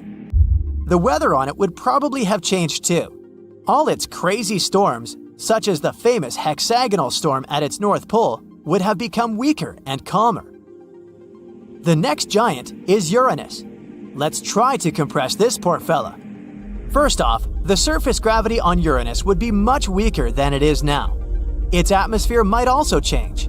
If Uranus was smaller, it could have a thinner atmosphere and different gases altogether. This planet is pretty chilly, with an average temperature of -353 degrees Fahrenheit. Ugh. But if it was the size of Earth, it might actually warm up a bit due to its reduced volume to surface area ratio. Don't get too excited though, it would still be way colder than the coldest spots on Earth. As you can see, gas giants don't easily go through all this shrinking, except perhaps one of them. Surprisingly, small Neptune would become much friendlier. For starters, it would probably be a rocky planet with a tiny atmosphere. That means no more gas giant, but instead, a planet that's easier for humans and critters alike to live and move around on. Speaking of movement, because of the smaller size, the gravity on this new Neptune would be almost the same as Earth's, making it a heck of a lot easier to walk and jump around. No more floating away into space. Now, the atmosphere of the original Neptune is so thick you could barely see your hand in front of your face. And the surface pressure is about 100 times that of Earth's atmosphere. But our new Neptune would be much different, with a much thinner and less dense atmosphere. It would still have some methane, water, and ammonia in it, but nowhere near as much as before. Finally, the temperature. The current Neptune is freezing, with an average temperature of about negative 370 degrees Fahrenheit. But if it was the same size as Earth, it would likely be much warmer, just like Uranus. Ah, that's more like it. What a planet that would be. That's it for the changes in the planets. But what would happen to the entire solar system if we made all the planets so small? It's hard to predict, but it's clear that their gravity and orbits could change a lot. It's unlikely that any of them would have flown into outer space, or crashed into each other, or something like that. But many of their orbits would probably become quite unstable, and the number of collisions with asteroids would have increased significantly.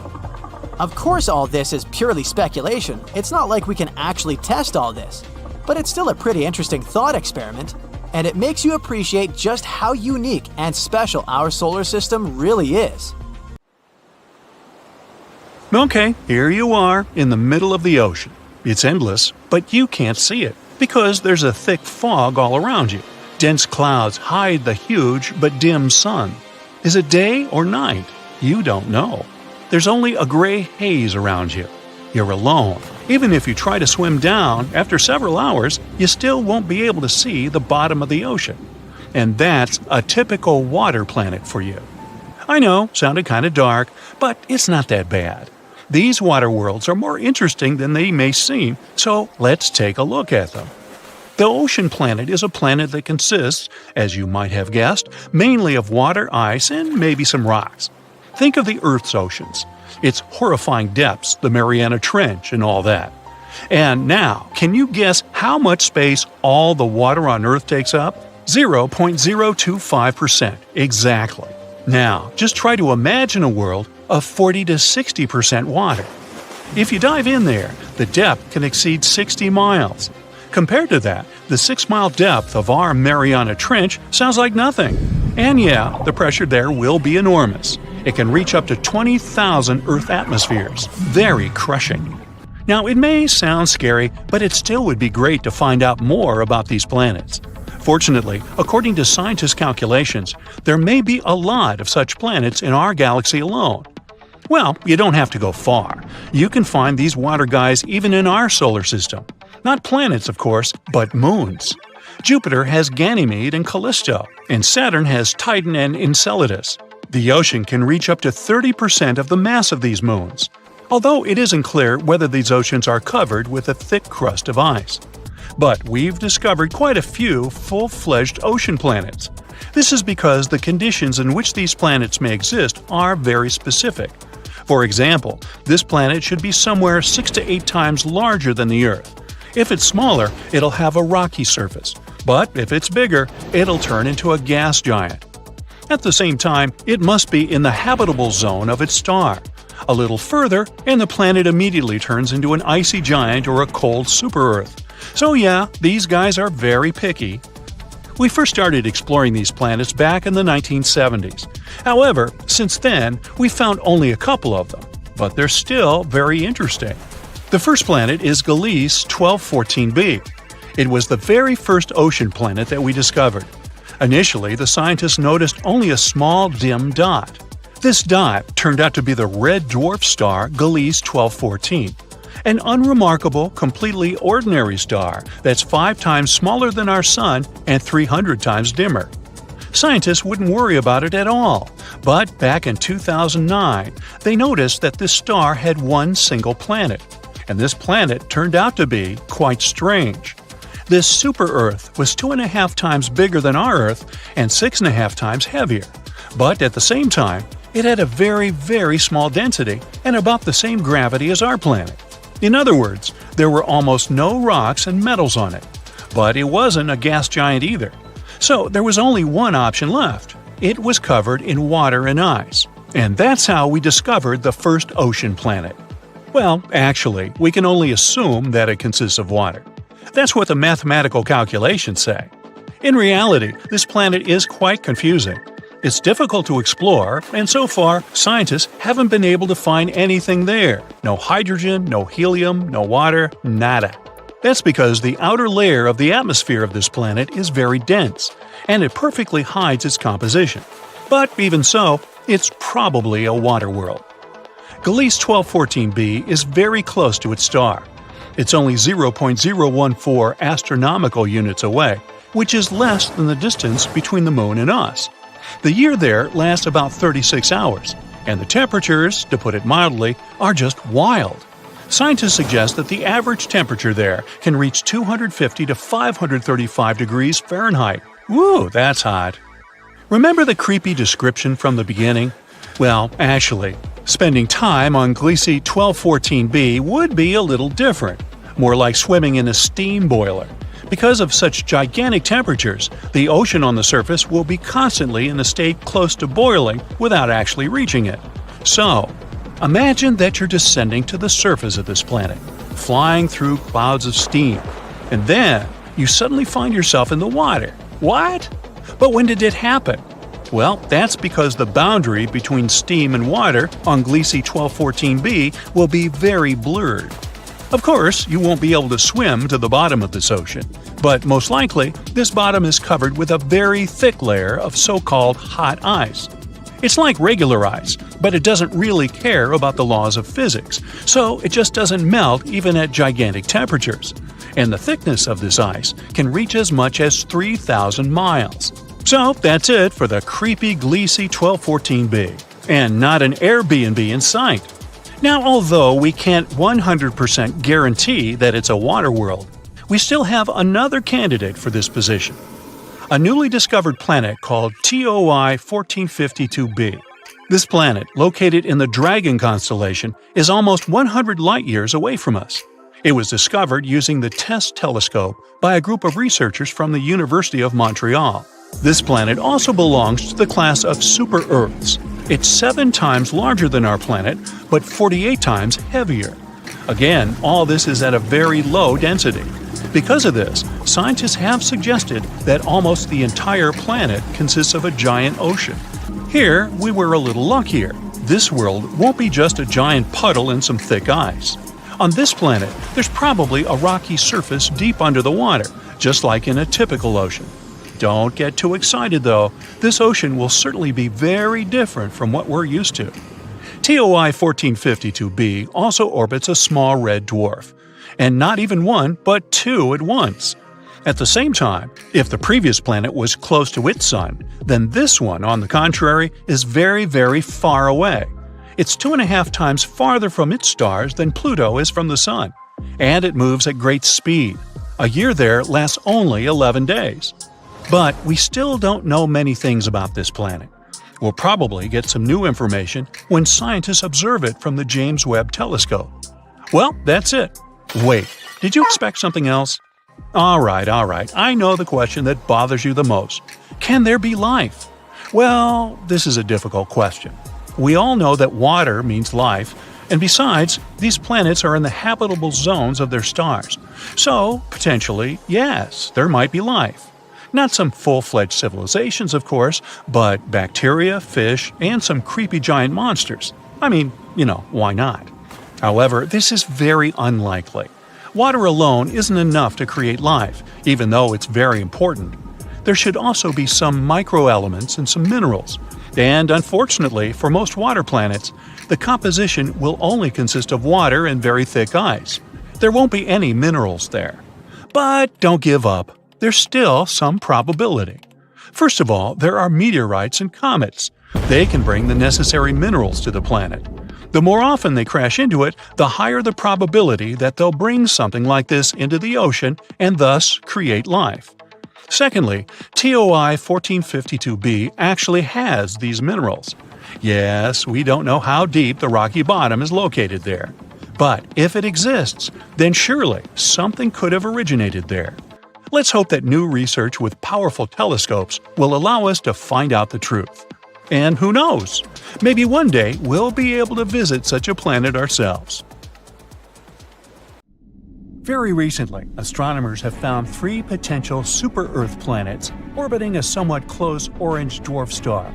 The term super-Earth is used to describe a planet beyond the solar system with a mass higher than that of Earth but below those of the ice giants of the solar system, Uranus and Neptune. An international team of researchers, led by Dr. Shweta Dalal from the University of Exeter, found that the exoplanets were orbiting star HD 48498, which is located around 55 light-years away from Earth. The planets travel around their star in 7, 38, and 151 Earth days, respectively. The study describing these findings appeared in the journal MinRes on the 24th of June, 2024. The coolest thing here is that the outermost exoplanet candidate orbits in the habitable zone of its host star, and the conditions there might be comfortable enough for liquid water to exist on the surface without boiling or freezing. Such habitable regions around stars are also known as the Goldilocks zone and are believed to be ideal for potentially supporting life. Another reason this discovery is so important is that the orange host star is like our Sun. But since it's an orange dwarf, it produces less radiation than our yellow dwarf star. It's also the closest planetary system to host a super-Earth in the habitable zone of a Sun-like star, which makes this discovery super exciting. It can help us move forward in our quest to locate habitable planets around solar-type stars. Who knows? Maybe this planet will be our new home one day. These potential super-Earths were detected thanks to the HARPS and Rocky Planet Search Program. Throughout a decade, the team taking part in this research has collected nearly 190 high-precision measurements using special equipment. By analyzing the spectrum of light coming from a star, astronomers can figure out whether it's moving toward us, this is known as blue shift, or away from us, that's what we call red shift. And still, to make sure their findings were correct, the team used lots of different methods and comparative analysis. Everything confirmed their conclusions. There indeed are 3 planetary candidates with minimum masses ranging from 5 to 11 times the mass of our home planet. The team also believes that the proximity of the star, together with the outermost planet's favorable orbit, can make this system a great target for future studies. Hopefully, further research will open doors for our understanding of planetary systems and the potential of life outside our solar system. Scientists have already discovered more than 5,000 exoplanets, which are planets outside the solar system, since the first such world was confirmed orbiting a Sun-like star in 1995. To find those distant planets, astronomers used different equipment, like NASA's Kepler Space Telescope, launched in 2009. Its mission was to find as many Earth-like planets dwelling in the Milky Way galaxy as possible. But it's not the only instrument used for searching exoplanets. Anyway, now let's look at the most exciting and promising of these worlds. Gliese 667 cc is a mere 22 light-years from Earth. But even though it seems close, it's still around 129 trillion miles away from us. The planet itself is around 3.8 times as massive as Earth and completes one orbit around its host star within 28 days. In other words, a year on that Earth-like planet is 13 times shorter than a year on our planet. Luckily, the star is a cool red dwarf, so the exoplanet most likely lies in its habitable zone.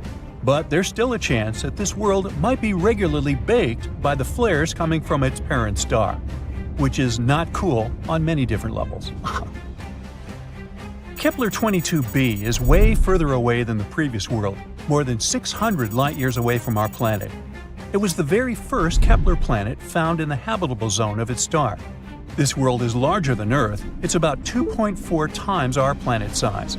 Sadly, we still don't know whether this planet is rocky, liquid, or gaseous. The orbit of Kepler 22b is similar to Earth's. It takes the planet 290 days to orbit its G-class star, which is kind of like our Sun. But this star is smaller and colder than ours. Another Kepler planet, this time it's Kepler 69c. It lies a whopping 2,700 light-years away from us. This world is also almost 70% larger than Earth. Researchers know nothing about its composition, but they found out that the planet needs 240 days to complete one orbit. This makes its position in its system like that of Venus in our solar system. At the same time, this world might be more habitable than Venus since its host star is a bit less luminous, 80% of our Sun. TOI 733b is a recently discovered world. It was found in 2023. It's out there, 245 light-years away from Earth, and needs just 4.9 Earth days to complete an orbit around its star. But the coolest thing about this planet is that it might have a massive ocean. According to scientists, the planet is likely to be completely covered with water.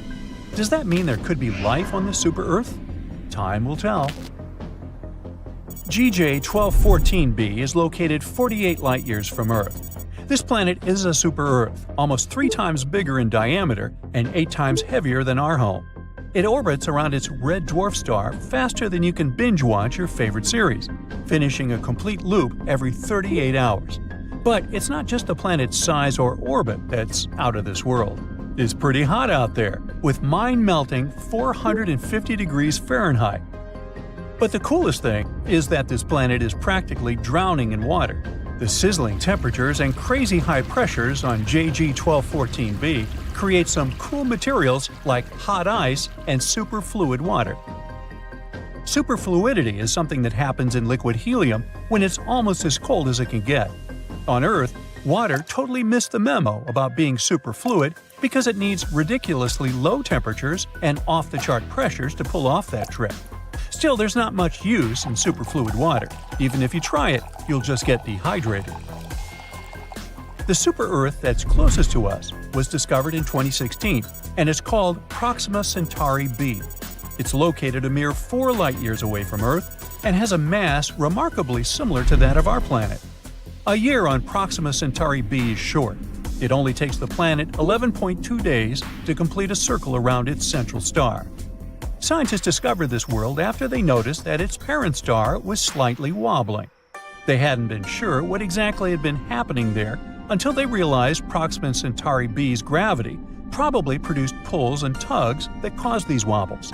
Although the exoplanet is traveling in the habitable zone of its star, Proxima Centauri, it is exposed to extreme ultraviolet radiation, all because it lies very close to its parent star. Also, none of the telescopes that are currently working and exploring exoplanets are positioned well enough to capture the light from the atmosphere of this super-Earth. Most things there are still a mystery to us, even though we're talking about a planet that's really close. Super-Earth TOI 715b orbits a red dwarf, a star smaller and cooler than our Sun. At the moment, such stars remain prime candidates for finding habitable planets orbiting them. Those miniature rocky worlds have far closer orbits than those circling around stars like our Sun. But since red dwarfs are small and cool, the planets don't risk anything when crowding closer. They're still safely within a star's habitable zone. Experts say that TOI 715b might have once had an atmosphere thicker than that of Neptune, and now the planet could be in a transition state where it's losing its atmosphere. To confirm this suspicion, scientists need to do more research, and they might finally learn whether this planet is a watery terrestrial planet. Have you ever thought about Earth itself as an intelligent, well, not creature, but maybe an entity? Like it has a mind and some survival instincts of its own. When said like this, it sounds like you're about to watch a fantasy movie where the planet we walk and live our daily lives on will suddenly wake up, realize it doesn't like us that much after all, and just go crazy. Hope not. But we're not actually talking about such scenarios. more of the idea that the collective activity of life, like microbes and plants, can change a planet and give it a life of its own. It's like the planet has a green mind. The metaphor of Earth as a living planet makes sense. Creatures across the globe crawl, swim, walk, and fly through the uppermost layers of our land, ocean, and sky. Plants cover much of our world. Plus, there are viruses and bacteria in the water, soil, and even atmosphere. Now imagine all the living things on Earth, like plants, animals, and microbes, as a giant team working together. They have different jobs, but they all do their thing to make the planet a better place to live. For example, plants make oxygen that we breathe, and animals help pollinate flowers. Together, they form the biosphere, which is like the Earth's team of life. That's where the idea of planetary intelligence comes in. Just like individuals and groups can be intelligent, so can an entire planet. Researchers believe we should measure the planet's intelligence by its ability to keep itself going forever. And just like how humans need to work together to survive, a planet's collective intelligence is measured by the capacity of all the life on it to work together towards this same goal. It's like the planet is a complex system that knows how to take care of itself. Like forests. They can share nutrients through their secret underground networks of fungi. This helps all the trees stay healthy. We can obviously learn a lot from forests. If we jump into the fantasy universe while looking for intelligent, conscious planets, we'd definitely choose Mogo from Green Lantern. It's a specific planetary entity that can do things like changing its weather and altering gravity, plant growth, or some other surface conditions. Or how about the stunning Pandora from Avatar?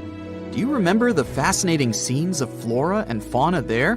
With organs that might remind you of tentacles. They enable creatures to interlink with each other on a neural level.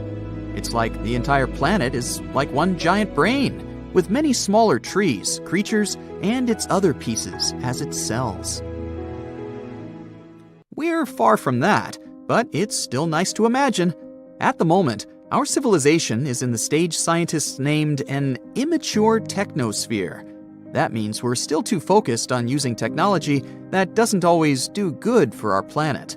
We don't have a planetary intelligence or a collective understanding of what needs to be done to do better for our planet. Instead, we're all just doing our own thing. I mean, we're not at the worst stage.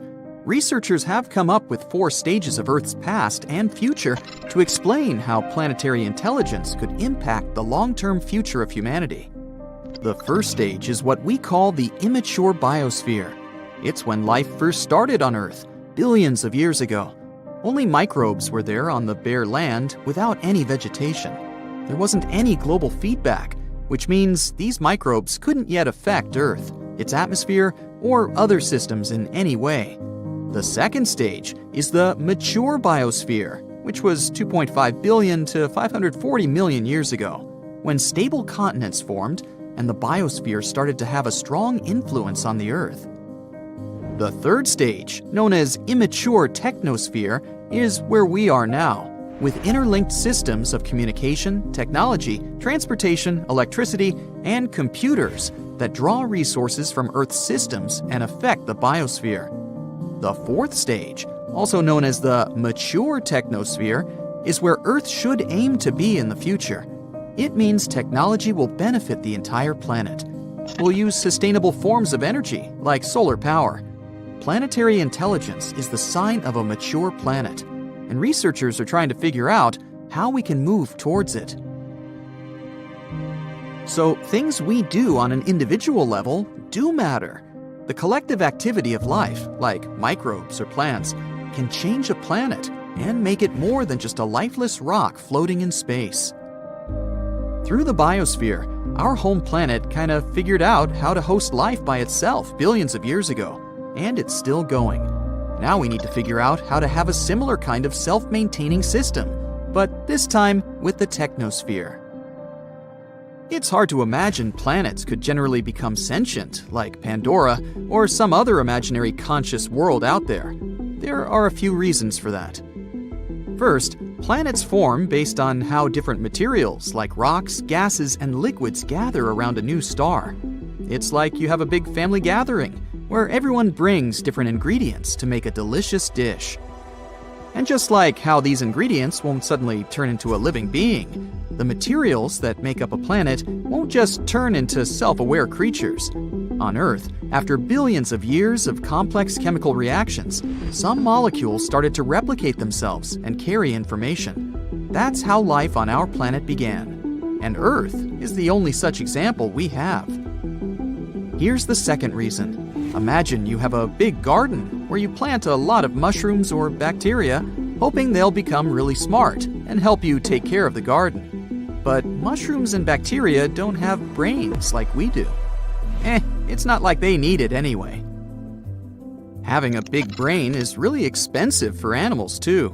It takes a lot of energy to keep it running. So, animals only become as smart as they need to be to survive and thrive in their environment.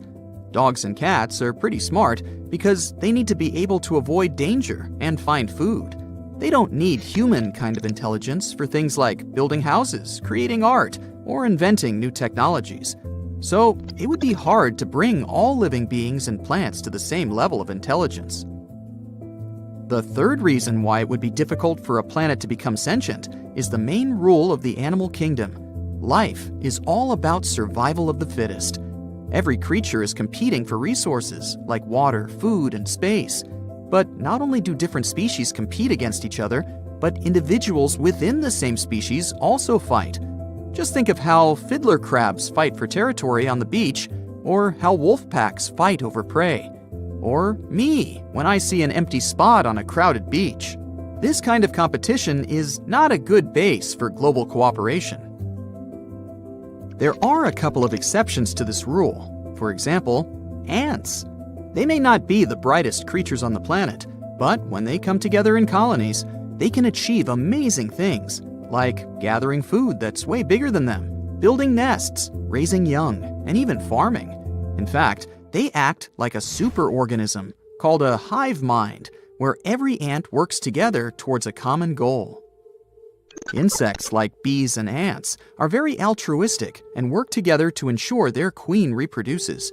If one large ant colony took over our whole planet, it could act as a single mind and work towards the colony's and planet's interests until they run out of resources. But in reality, it's hard to imagine any organism, even a superorganism, could reach such a level of self-awareness and consciousness. Number 5. How could we keep in contact? When it comes to communication, ants use pheromones and humans use nerves. Both of these methods work well for small organisms, but when it comes to a giant planet-sized entity, it would be hard to make such communication fast and efficient. So, communication within a planet-sized entity would be much slower than what we have in our homes, like our computers or smartphones. Oh well, we'll just continue dreaming about Pandora. There are almost no similarities between Earth and Jupiter. Ours is a sweet, small planet with plants and cute pandas. Jupiter is a giant gas horror with furious hurricanes which never subside. And if you fall into this planet, you might literally fly through it. But what would happen if our Earth was the size of the father of the solar system? Oh, this is going to be fun.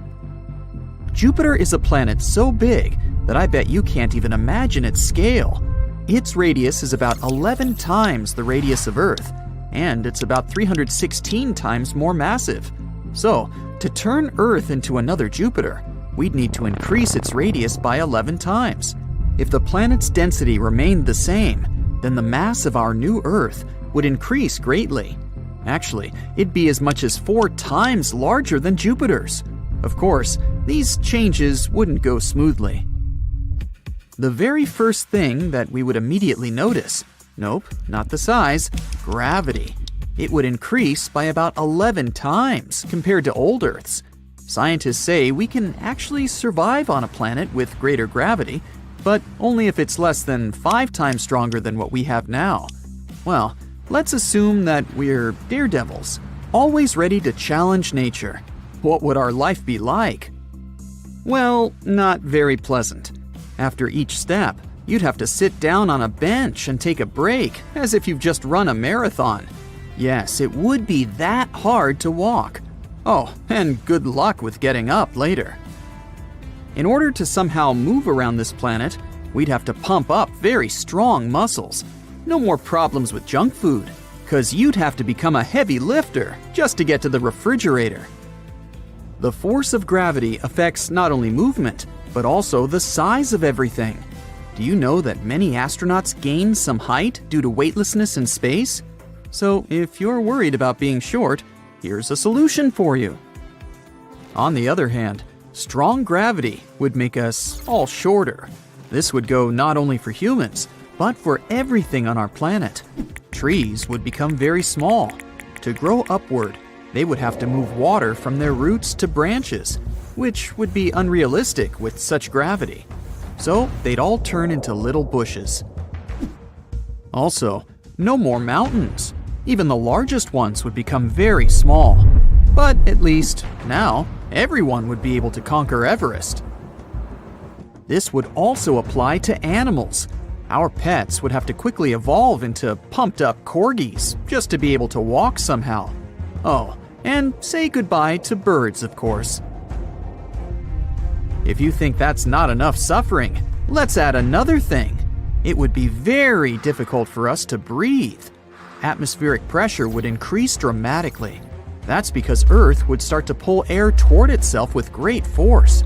You'd literally feel the weight of it on your shoulders. Remember what I said about taking a break after each step? Now, imagine that you'd also have to breathe through a pillow. Yeah. And that's not all. Atmospheric pressure plays an important role in the behavior of water molecules. It would be much more difficult for water to boil or turn into ice. Most icebergs would melt, and it's possible that we'd have no more clouds too. All water vapor would come crashing down on us in giant torrents of rain. We'd be lucky if we didn't get flooded instantly. But, oddly enough, there would also be some advantages. For example, everything around us would become much more spacious. Assuming we didn't get flooded, there would even be a bunch of deserted areas on the planet. Maybe land prices would finally fall. But these unexplored areas would most likely remain unexplored, since we'd hardly be able to travel across seas and oceans. Not only because moving across the water would be incredibly difficult, but also because all water bodies on the planet would become 10 times larger.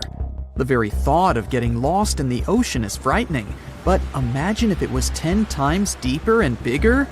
Uh-oh. So, no more sailing. And forget about flying by plane, or visiting space ever again. But it seems like it's still not all. If Earth was the size of Jupiter, we'd also have volcanoes raging everywhere. Due to the increase in its mass, Earth would become terribly unstable.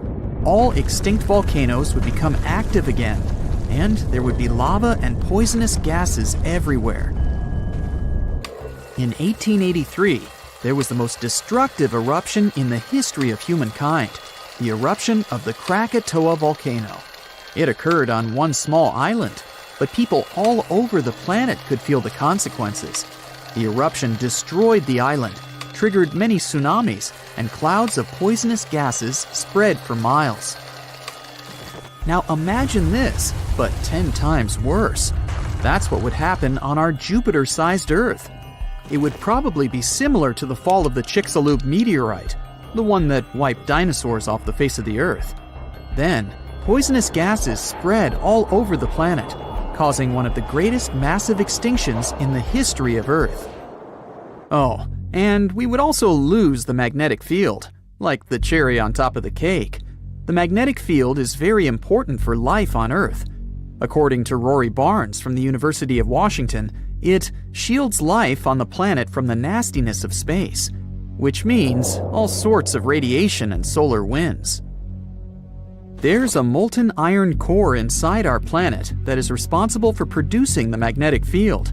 If the amount of pressure on this core increased due to gravity, it could solidify. And because of this, Earth's magnetic field would disappear. We would be exposed to the effects of cosmic radiation. Too scary to even imagine. Alright, so now we know that living on this new Earth would be a real nightmare. But what about outer space? You've probably heard that Jupiter, thanks to its strong gravity, protects us from asteroids. Well, this would become our job. Jupiter experiences about 24,000 collisions a year, and now it'd be our destiny.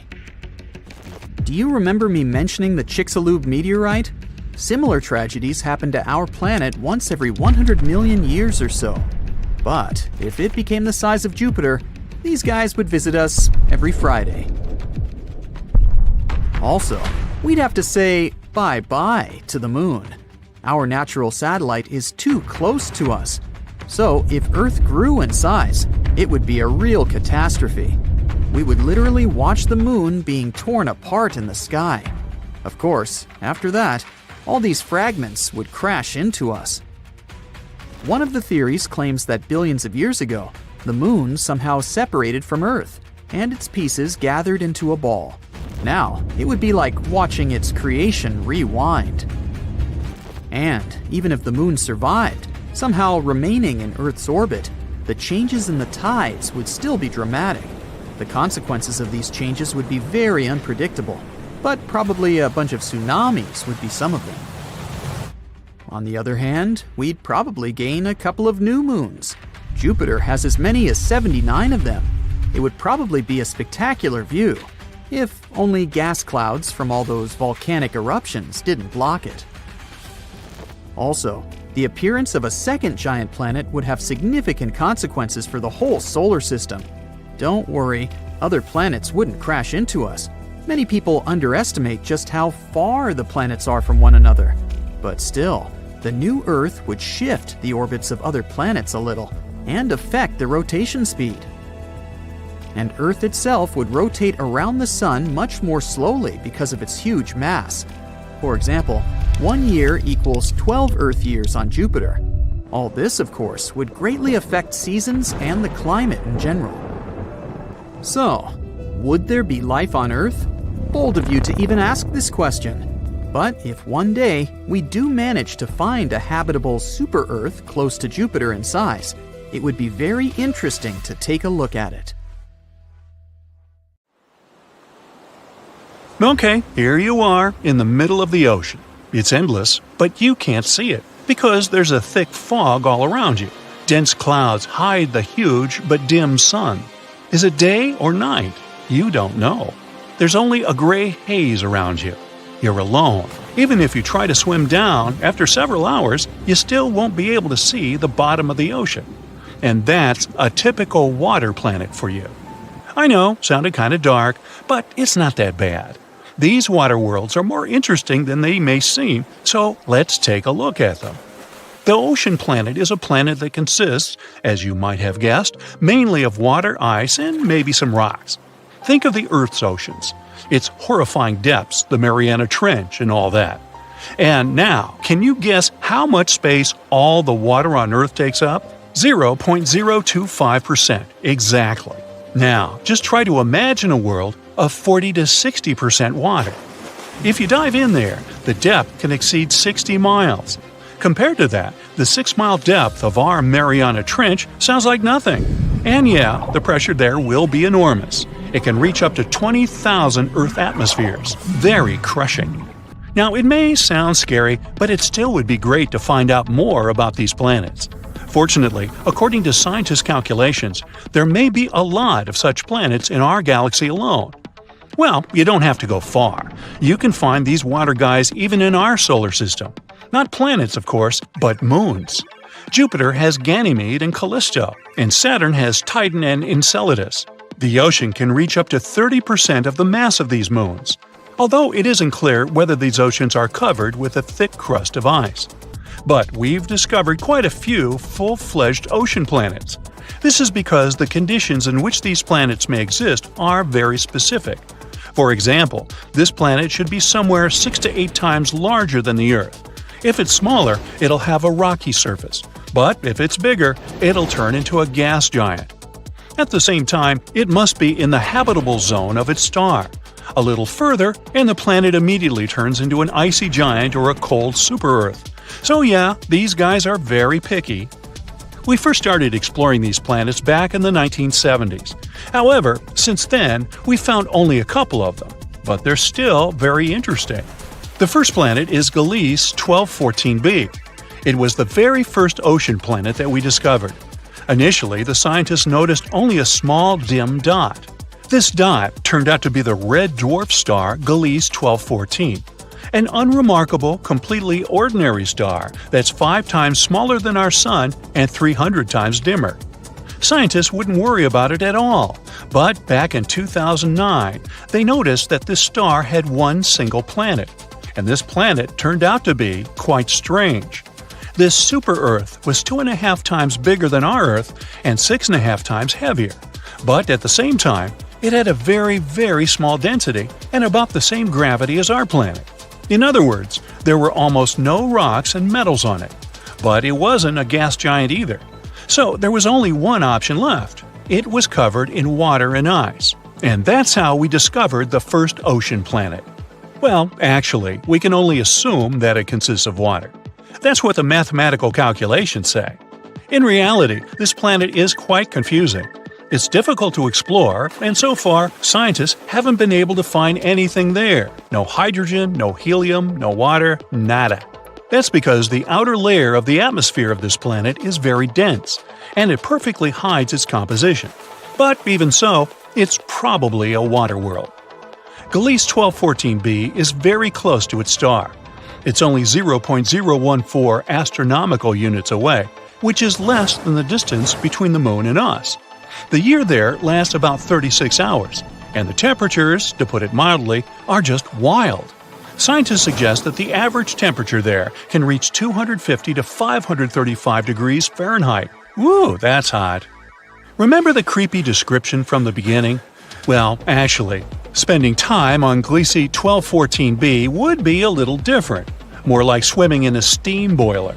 Because of such gigantic temperatures, the ocean on the surface will be constantly in a state close to boiling without actually reaching it. So, imagine that you're descending to the surface of this planet, flying through clouds of steam, and then you suddenly find yourself in the water. What? But when did it happen? Well, that's because the boundary between steam and water on Gliese 1214b will be very blurred. Of course, you won't be able to swim to the bottom of this ocean, but most likely, this bottom is covered with a very thick layer of so-called hot ice. It's like regular ice, but it doesn't really care about the laws of physics, so it just doesn't melt even at gigantic temperatures. And the thickness of this ice can reach as much as 3,000 miles. So that's it for the creepy Gliese 1214b, and not an Airbnb in sight. Now, although we can't 100% guarantee that it's a water world, we still have another candidate for this position. A newly discovered planet called TOI 1452b. This planet, located in the Dragon constellation, is almost 100 light-years away from us. It was discovered using the TESS telescope by a group of researchers from the University of Montreal.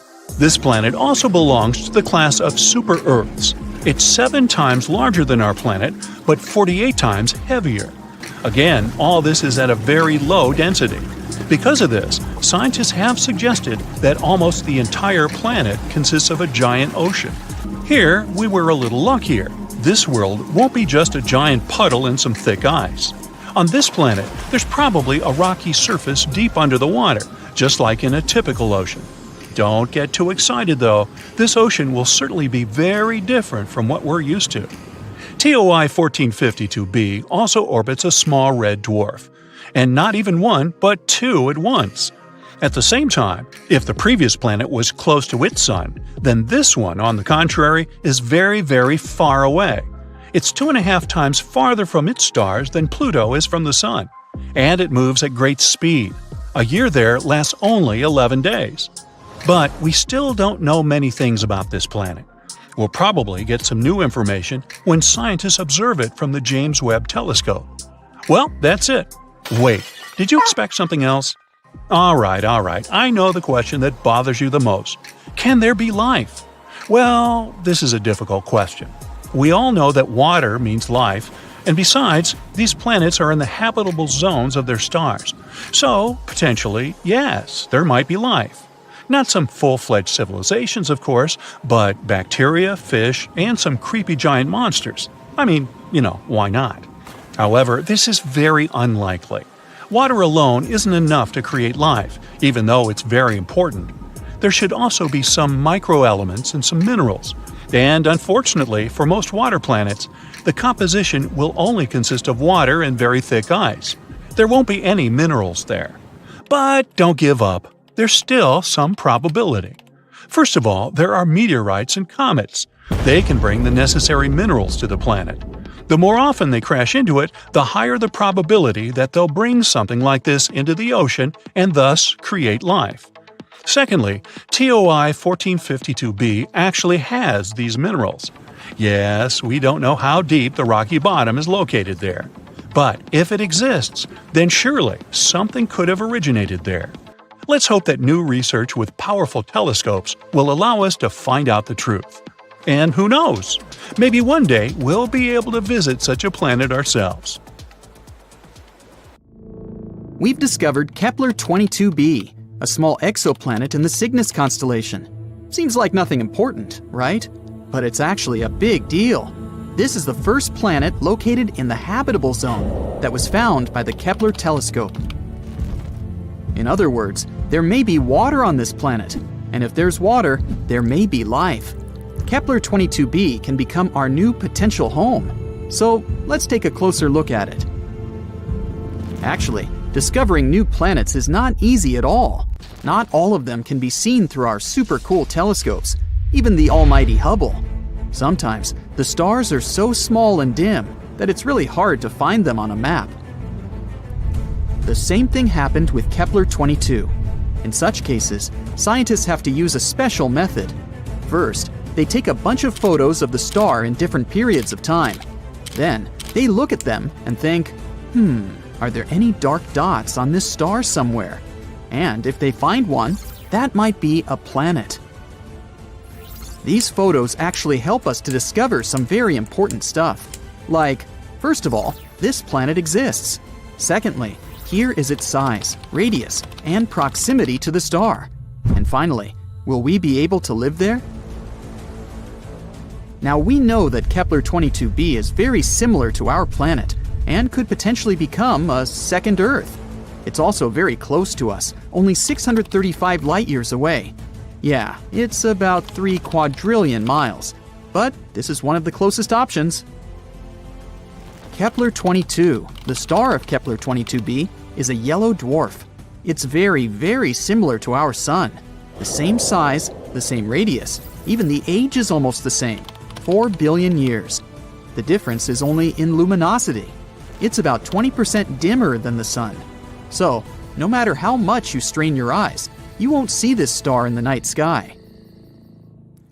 The planet Kepler 22b is about 2.4 times larger than our Earth, and that's pretty good. More radius means more potential water and space to live. Although going from one city to another would take a while. It's scary to even imagine a 3-day-long plane flight. We don't know the exact mass of this planet, but scientists think it's bigger than Earth's. Actually, the mass of Kepler 22b can be up to 36 times greater than that of our planet. What does it mean? Vigorous gravity. If the planet is 36 times heavier than Earth, then gravity there will be about 6 times stronger. Can you barely lift 20 pounds of potatoes? Try 120. Not to mention that you yourself can become much heavier on that planet. You'll have to get incredibly pumped up just to walk there.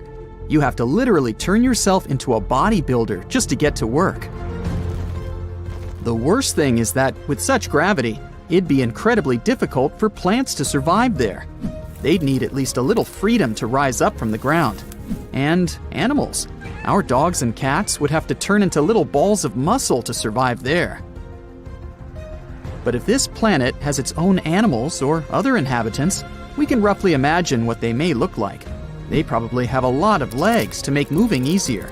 They aren't really tall, but they're very massive and extremely strong. Muscular giant spiders?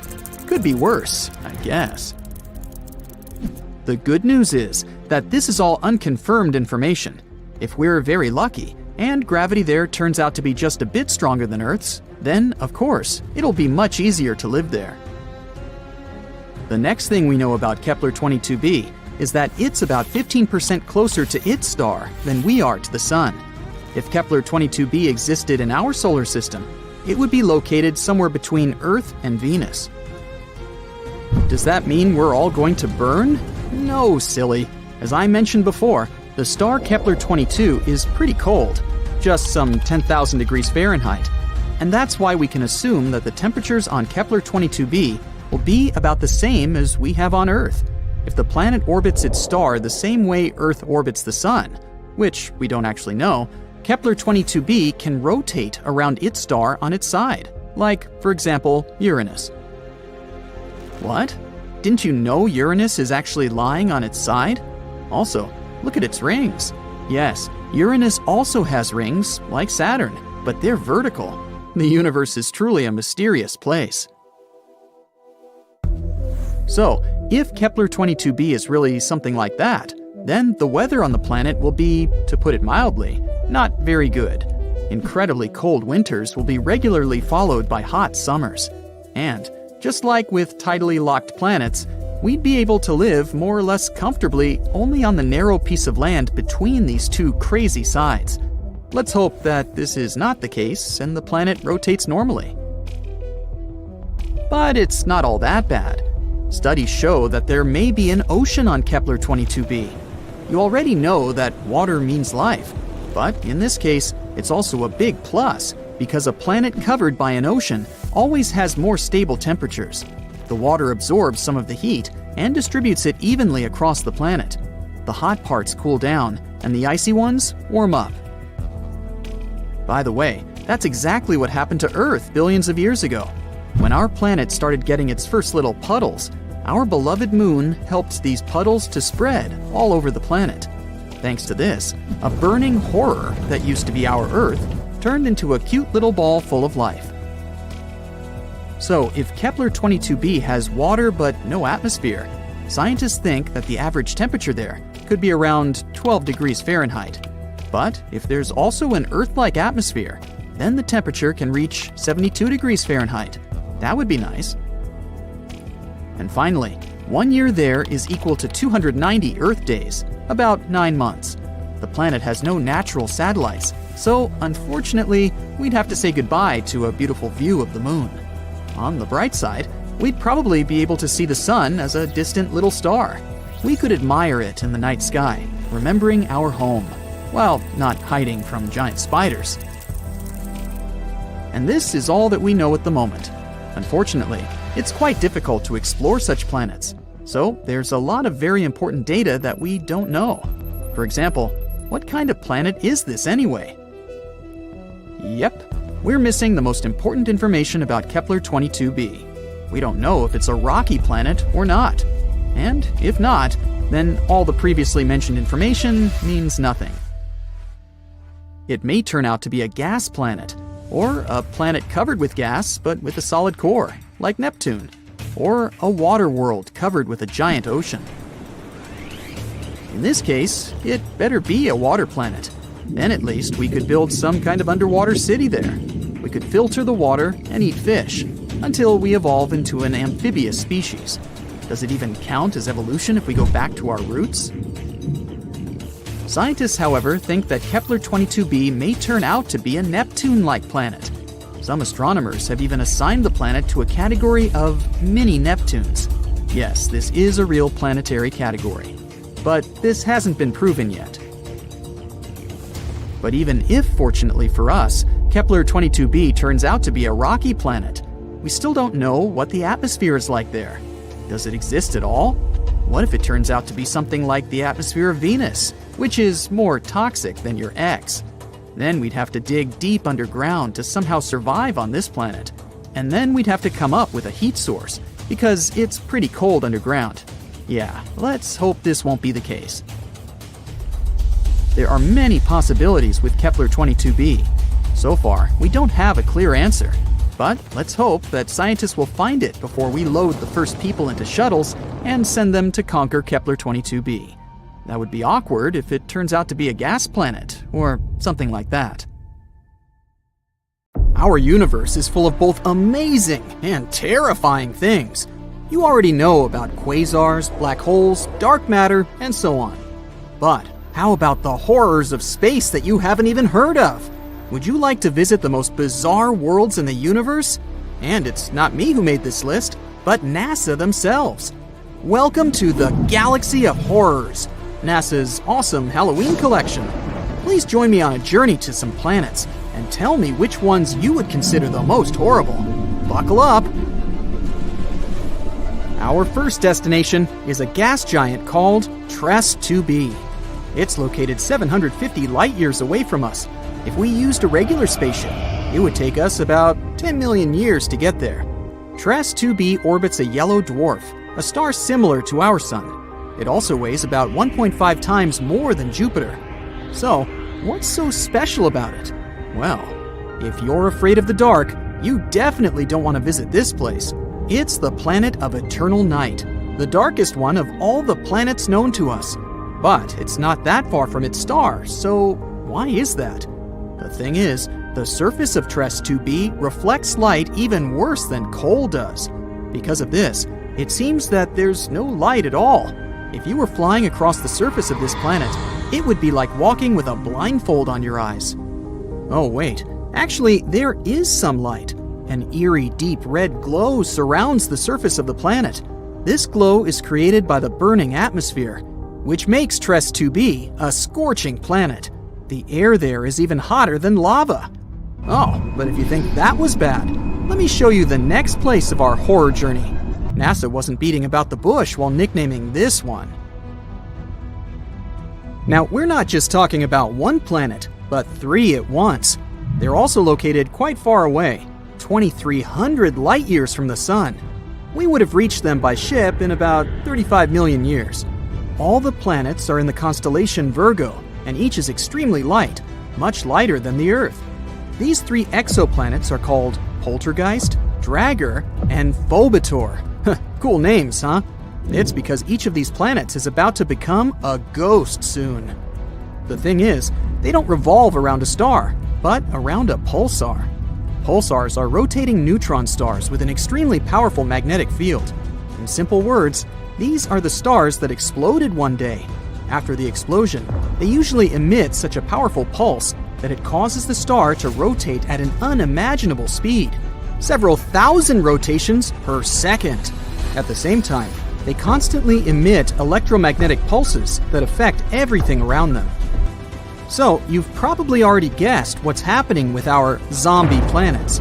They're slowly, gradually being destroyed under the gigantic influence of radiation. One day, they'll disappear without a trace. Ghost-like planets orbiting an undead star? Yeah, Zombie World is a fitting name. It's also not surprising that scientists nicknamed this pulsar Lich, despite the long official name. Well, at least these guys stick together on their final dance. This planet has a long name, so bear with me. HD 189733b. This gas giant is 65 light-years away from us. It would have taken around 1 million years to get there on a spaceship.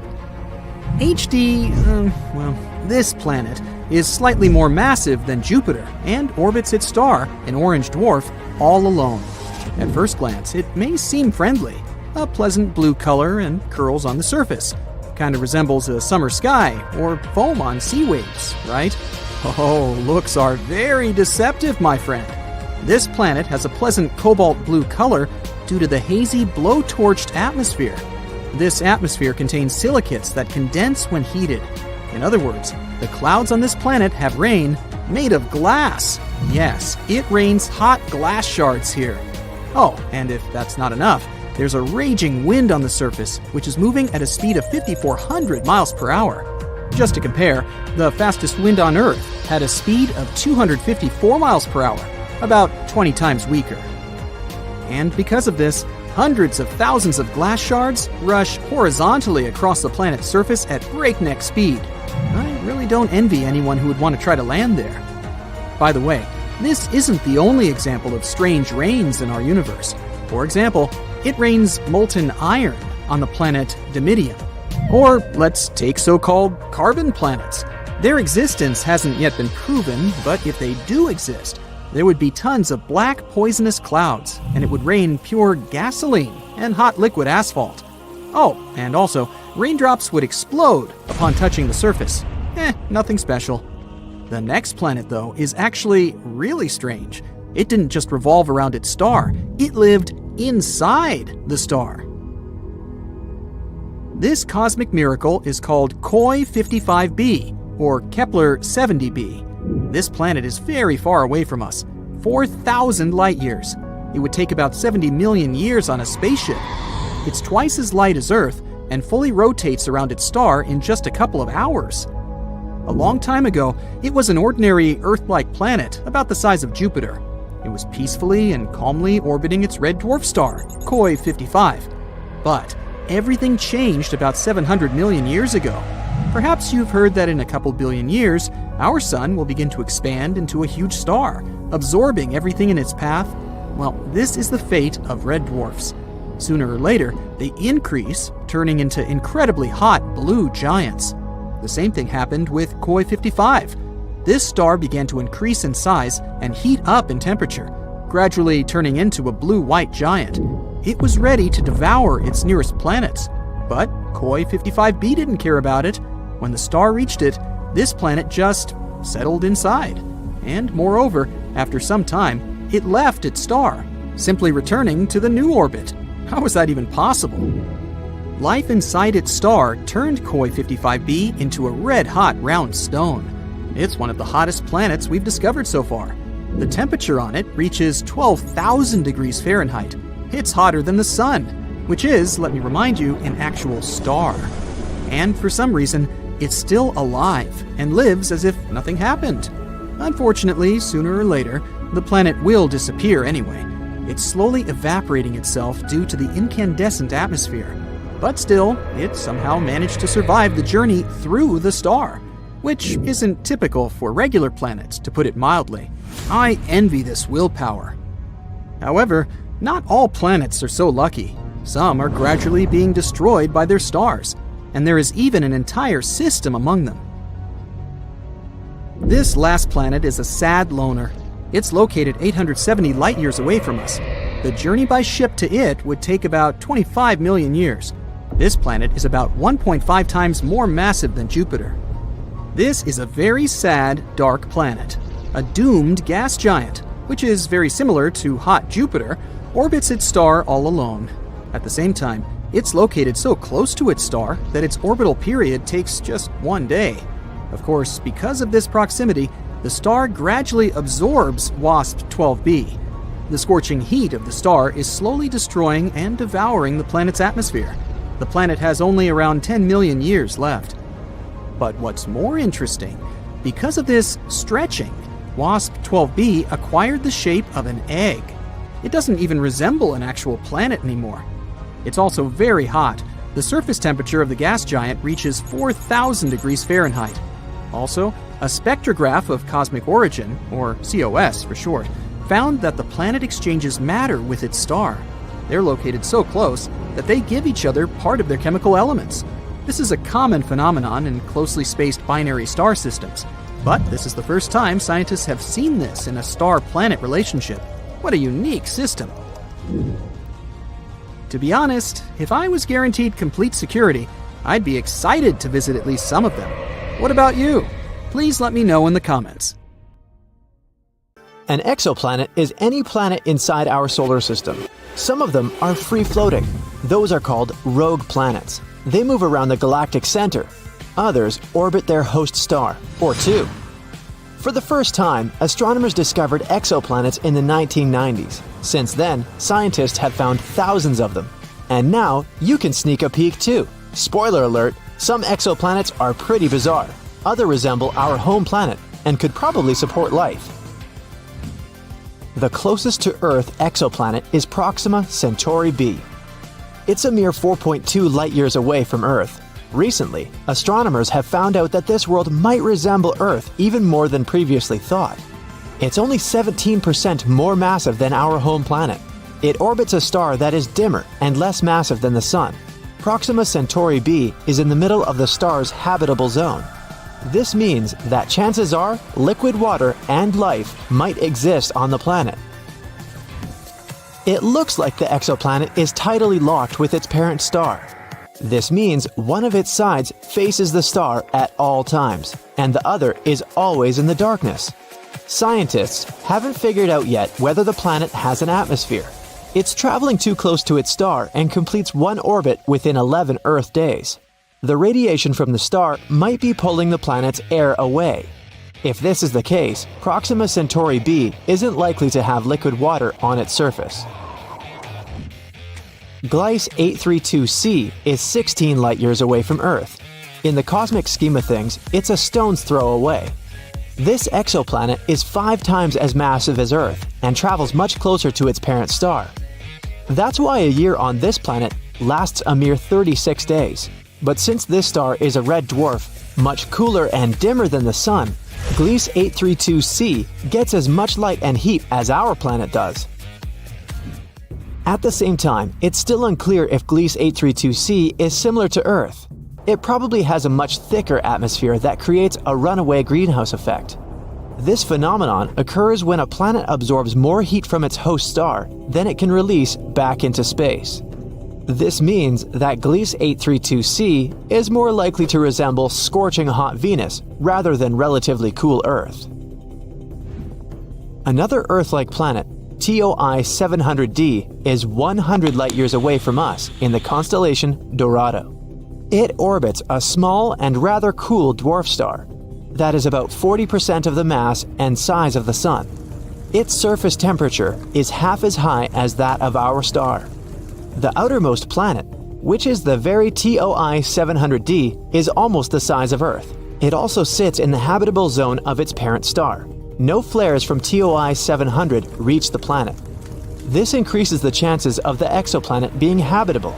This means it can potentially develop and maintain life. Scientists don't know for sure the exact conditions on the surface of the planet, but one of the computer simulations they've created shows a planet covered with an ocean.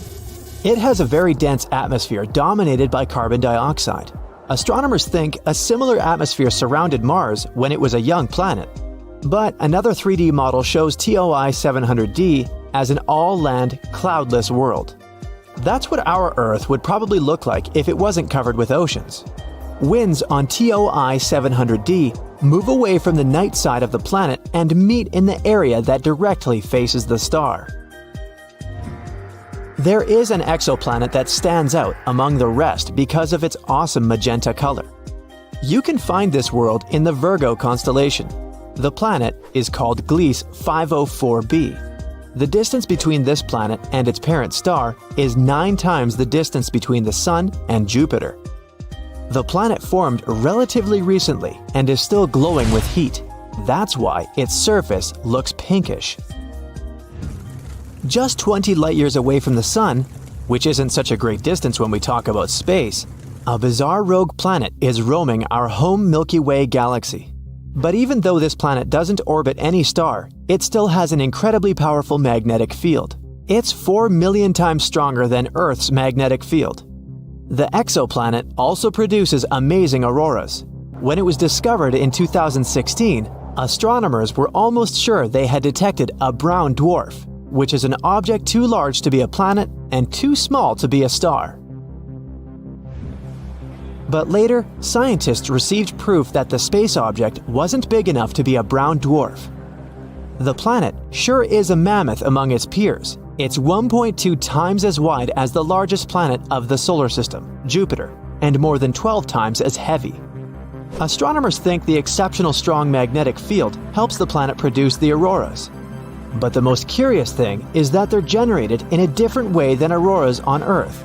It might be because the exoplanet's moon helps the planet create these light shows. If you traveled 20,000 light-years away from Earth, you'd come close to a red dwarf in the Sagittarius constellation. Such stars are very cool and small. Quite far away from this cold star, there's a planet. The distance between this world and its host star is so great that the planet receives very little heat. It's one of the coldest planets ever detected. The average surface temperature on the planet is lower than -360 degrees Fahrenheit. That's why the entire planet is covered with a thick layer of ice. If you stepped onto its surface, you'd see nothing but glaciers, plains, and mountains of ice. And still, astronomers claim life might exist deep beneath the frozen surface. All because the core of the planet is likely to generate enough heat to melt some of its inner ice. In this case, there would be an enormous subsurface ocean, maybe even swarming with bizarre life forms on the planet. One of the oldest exoplanets we know about is PCR B162026b. It's about 12.7 billion years old. It's almost 3 times as old as Earth, which appeared 4.5 billion years ago. This also means that the Genesis planet formed only about 1 billion years after the Big Bang. The planet is so old that its 2 parent stars have had enough time to evolve into a white dwarf and a pulsar, making almost 100 revolutions per second. Sunrises on this planet must look awesome. I bet the next exoplanet isn't like any other you might have seen before. It's often called Super Saturn or Saturn on steroids. That's because J1407b has a colossal system of rings. They're 640 times as large as those of Saturn. The bizarre world is 434 light-years away from Earth. It's the only planet we know about that has rings similar to Saturn's. If you moved J1407b to our solar system and replaced Saturn with it, its rings would look many times larger than a full moon. Astronomers have noticed a gap halfway through the planet's rings. The chances are high that an exomoon the size of Mars orbits the planet somewhere within this gap. If you lived on this moon, you'd have an awesome view every time you looked up into the sky. This exoplanet, called WASP-12b, munches on the light coming from its star. It's one of the darkest worlds people know about. All because its day side consumes light rather than reflects it back into space. The planet is giant, twice the size of Jupiter, and it traps more than 94% of the light that reaches its atmosphere. This is likely to be the main reason for the insane temperatures on the surface of the planet. They can rise up to 4,600 degrees Fahrenheit. It's almost half as hot as the surface of the Sun. WASP-12b travels so close to its host star that it needs just 1 day to complete one orbit. Its night side isn't as hot as the day side, a mere 2,200 degrees Fahrenheit. Because of this difference in temperature, water vapor and clouds gather above the surface of the planet. From time to time, swirls of material from the planet's superheated atmosphere spill onto its star.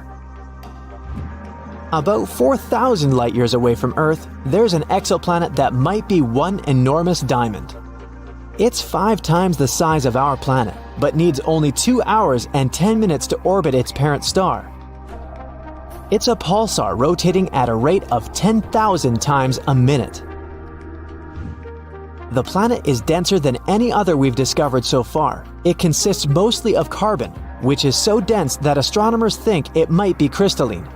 If it was true, it could mean that at least some part of the planet is diamond. On WASP-76b, it rains iron on the night side of the planet, and the temperature on the daytime side rises up to 4,300 degrees Fahrenheit. That's hot enough to vaporize most metals. This exoplanet is a bit smaller than Jupiter and located 640 light-years away from Earth. Such terrifying weather conditions in this world are caused by its unusual orbit. The distance between WASP-76b and its parent star is 10 times shorter than the distance between Mercury and the Sun. That's why the star and the huge planet are tidally locked. One side of WASP-76b always faces the star, and the other side is always pitch black. This bright blue exoplanet sits 62 years away from Earth. A bit larger than Jupiter, it looks calm and peaceful. Its blue color might remind you of our home planet. But this familiar appearance conceals the planet's horrifying nature. The beautiful hue comes from silicate atoms and particles that make up the atmosphere. But the wind speed on the planet can reach 5,400 miles per hour. That's 7 times the speed of sound. The temperature there can rise up to 1,600 degrees Fahrenheit. But this isn't the worst. In this bizarre world, it rains glass, sideways. So it's probably not the place where you'd like to spend your vacation. There's only one star in our solar system, the Sun. And all the planets orbit this star. But there are also systems where a planet orbits 2 suns. For example, Kepler 16b. It's an inhospitable and cold place, made of half rock, half gas. But the coolest thing there is that if you visited this planet, you'd see 2 sunsets and have 2 shadows. But astronomers seem to have found something rarer and more bizarre. There might be a planet that orbits 3 stars at once. The GW Orionis star system is around 1,300 light-years away from our planet. It's composed of 3 orange rings. They're made of dust and nested inside one another. In the center of this system, you can see 3 stars. 2 of these stars are binary. It means they orbit each other. The 3rd star revolves around them. Scientists have found out that the 3 rings are misaligned.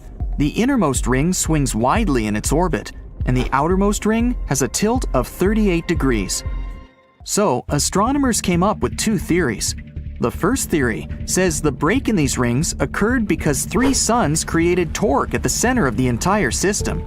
Torque is a gravitational force that always acts toward the center. But sometime later, this theory was written off. There wasn't enough turbulence in these rings for this theory to work.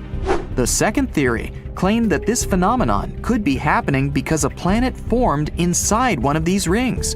A young planet could affect the gravitational balance of the 3-ring system and be the reason they were spread so far apart. There's a specific gap in the dust cloud. Based on its size, the planet we're talking about must be a large gas giant the size of our Jupiter.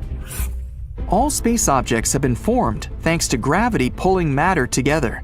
If there's even the slightest rotation at the beginning, the spin rate increases with time, especially when an object starts collapsing. That's why all space objects rotate, including dust particles and even black holes. Black holes lose their mass because of a thing called Hawking radiation. Their event horizons are becoming smaller, but this process is very, very slow.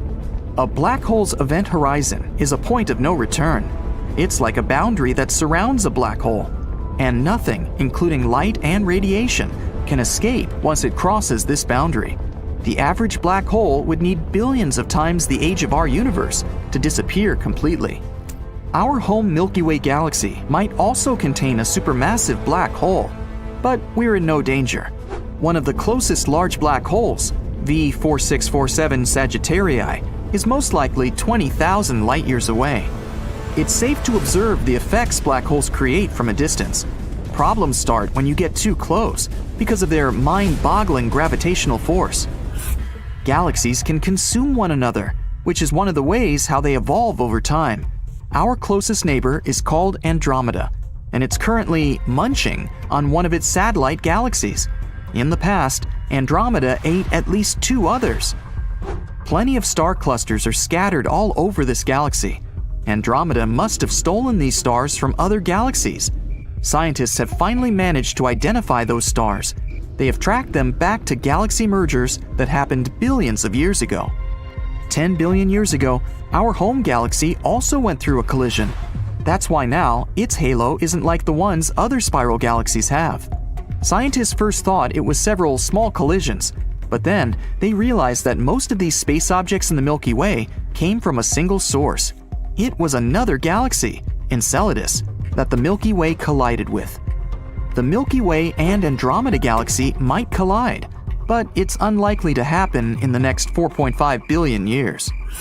Neutrinos are electrically neutral particles that are so powerful that they can go through miles and miles of lead, and nothing will stop them. Some of them are passing through your body as you're watching this. Neutrinos get formed both in the nuclear reactions inside alive stars and in the supernova explosions when stars go out. These particles are nearly massless. They need less than 3 seconds to get to the surface of the Sun. And then they can reach our planet in only 8 minutes. There's a planet, TOI 1231b, around 90 light-years away from Earth. It's similar to our Neptune. It's a gas giant, but the most interesting thing is that this planet is likely to be rich in atmosphere. The planet is over 3.5 times as large as Earth and a bit warmer than we're used to, 134 degrees Fahrenheit. It orbits a red dwarf star, way smaller than our Sun. But this star is also much older. 1 year on the planet is only 24 Earth days long. Even though the planet is close to its parent star, it remains relatively cold. That's because its star is on the cooler side too. Astronomers think they've seen clouds in the atmosphere of this mysterious planet, and maybe they're even made of water.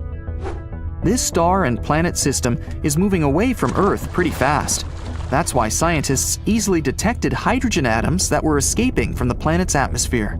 Yep, that means the planet may even have a tail. A hypothetical white hole is a bizarre space object that is the opposite of a black hole. It's intensely bright and was first mentioned by Einstein in his theory of gravity. Most often, scientists talk about white holes in the context of wormholes. There's a theory that a black hole is like some sort of entry point to a tunnel that takes you through space and time.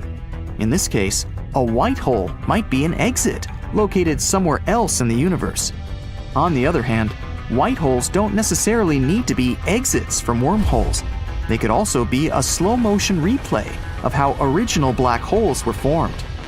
So, the formation of a black hole starts with an old massive star. After it collapses under its own weight, it usually turns into a black hole. But sometimes, quantum processes don't turn a star into a black hole. Instead, they make a white hole that starts spewing out the matter of the original star again. But so far, this is just a theory. Some planets, like Mars and Venus, have pretty intense weather with powerful storms. And now, an equally strong space hurricane might have come to Earth. It was a swirling mass of air about 620 miles wide. Satellites spotted the hurricane hundreds of miles above the North Pole, somewhere in the Earth's upper atmosphere. The hurricane was raining not water, but electrons. It lasted almost 8 hours before it finally broke down. It was spinning in a counterclockwise direction. It's possible there are oceans hidden under the surface of the moons surrounding Uranus. Scientists have also been investigating the oceans on Jupiter's moon Europa and Saturn's moon Enceladus. These oceans are hidden below the moon's icy crusts. Uranus has 27 moons. 5 of them are especially big. Those are Umbriel, Titania, Oberon, Miranda, and Ariel. Back in the 1980s, when people sent Voyager 2 to get us some images of these 5 moons, scientists found out that they had lots of craters and were made up of ice and rock. Pictures astronomers got then also showed signs of liquid water. It was erupting from the moon's depths and freezing on the surface. One of the most plausible explanations was the oceans under the surface. As a moon moves around a planet, the magnetic field of that planet tugs at it. That is how the moon stays in its orbit. This tug generates an electrical current that transforms into a magnetic field. Such a magnetic field is called induced, and subsurface oceans might be the reason why this induced field can be produced. Saturn is well known for its famous rings, but Neptune, Uranus, and Jupiter also have rings. At the same time, Saturn has something really special we've never seen on any other planet. It's this huge hexagon storm moving around the planet's north pole. Each of its sides is almost 7,500 miles long. That's an area so great, we could place almost 4 Earths inside. According to thermal images, this hexagonal cloud pattern goes down into Saturn's atmosphere for around 60 miles. The planet is hiding behind thick clouds, and sunlight can't get through them. That's why astronomers can't see what exactly is going on there. But there are theories. Saturn is a gas giant. When gas deep inside the planet gets heated, it strays further out. Huge amounts of energy are released along with that gas, which makes it rise, expand, and lose density. The same processes cause hurricanes and tornadoes on our planet. On Saturn, whirling gases come out of a high-pressure zone located within Saturn's outer layers, and these gases trigger a powerful storm of such an unusual shape. You wake up, and a sharp smell of rotten eggs hits your nostrils. You look around wildly and realize the smell isn't coming from your mom's cooking downstairs. It's super hot, and there are giant red clouds churning in the sky. Yikes! You're on Venus! The planet is named after the ancient Roman deity of beauty and love, but sadly, its smell doesn't correspond with its name. The atmosphere of Venus is made up mainly of carbon dioxide, but thick clouds of sulfuric acid completely hide its surface from prying eyes. Sulfur has a really bad stench, which causes the surface of Venus to smell like rotten eggs. Gross! The atmosphere on the planet is also really hot and thick. The carbon dioxide traps a small amount of energy from the sun that reaches the planet's surface. This greenhouse effect has made Venus one of the hottest places in the solar system. So, the good news is, you wouldn't be able to smell the planet's stench, as humans can't survive on its surface. Well, that's a relief. Almost all other planets in our solar system only have a super small selection of different scents on their surface, unlike Earth. But what about our moon? The scent of the moon is similar to something called smokeless powder, which is a propellant used in firearms. Basically, the dust on the satellite smells exactly the same as when a shot is fired. Apollo 17's pilot Eugene Cernan says he could smell it straight after removing his suit from the spacecraft. But nobody's exactly sure why it smells like this, as there's zero similarity between the two substances. Smokeless powder is made up of a mixture of two things with very complicated names: nitroglycerin and nitrocellulose. Black powder, its older counterpart, is made of charcoal, saltpeter, and sulfur, which makes it smell in a very specific way, but not like rotten eggs, despite the sulfur content. Moon dust is made up of a bunch of things that primarily come from broken meteorites. This includes iron, magnesium, and calcium, but it doesn't contain either of the things in smokeless powder, or black powder either for that matter. And what's weirder is that moon dust samples brought back to Earth have been odorless. Experts say the smell could have been the dust reacting with oxygen or water inside the lander. The smell could also be due to the temporary release of charged particles from the sun that had become trapped in the dust. Mercury is the planet closest to the sun, but it doesn't really have a strong smell. This is because the atmosphere is so thin and scattered. Mars. Like Venus, it's another world that doesn't have the best scent ever. It's a good thing we can't breathe its air. The red planet smells like rotten eggs, again caused by sulfur. If human colonies did move to Mars, it looks like we'd have to burn a lot of scented candles to cover the smell. But the good news is that the sulfur quantities are pretty small, so the smell wouldn't be too overwhelming. Jupiter also has a whiff of eggs, but also smells a bit like it's been mixed with cleaning products. This is because its atmosphere is a mixture of hydrogen sulfide and ammonia. But what you smell basically depends on where you are in the planet's atmosphere. Some regions have higher concentrations of ammonia. This substance is used in a bunch of cleaning products here on Earth. So areas high in ammonia could have that strong burning stench of cleaning fluid. A lot of people also say that ammonia smells like a pair of dirty socks that haven't been washed in forever, so it's for sure best to avoid these parts of the planet. Other areas have a lot of hydrogen sulfide, and because it contains sulfur, these parts would also smell like rotten eggs. The third and final scent you'd find on Jupiter is bitter almonds, or marzipan, just like the kind your grandma puts on cakes around the holidays. This is in areas where a substance called hydrogen cyanide is most common. Jupiter is the biggest planet in our solar system. It's so big that it's 2.5 times larger than all of the other planets in the solar system combined. It's also the fastest spinning planet in our solar system. Next up, the ringed planet, Saturn. Its atmosphere is made up of about 96% hydrogen and 4% helium. Yes, that's the gas that makes your voice go all squeaky. Both hydrogen and helium are odorless, so Saturn probably doesn't have a strong smell. It does, however, contain traces of our good friend ammonia. That's the smelly sock gas. Saturn's atmosphere also has a bit of phosphine, which can sometimes smell like garlic or decaying fish. So there might be a slight bad stench in the air. The thickness of Saturn's atmosphere is only 37 miles. For comparison, our atmosphere here on Earth is almost 300 miles thick.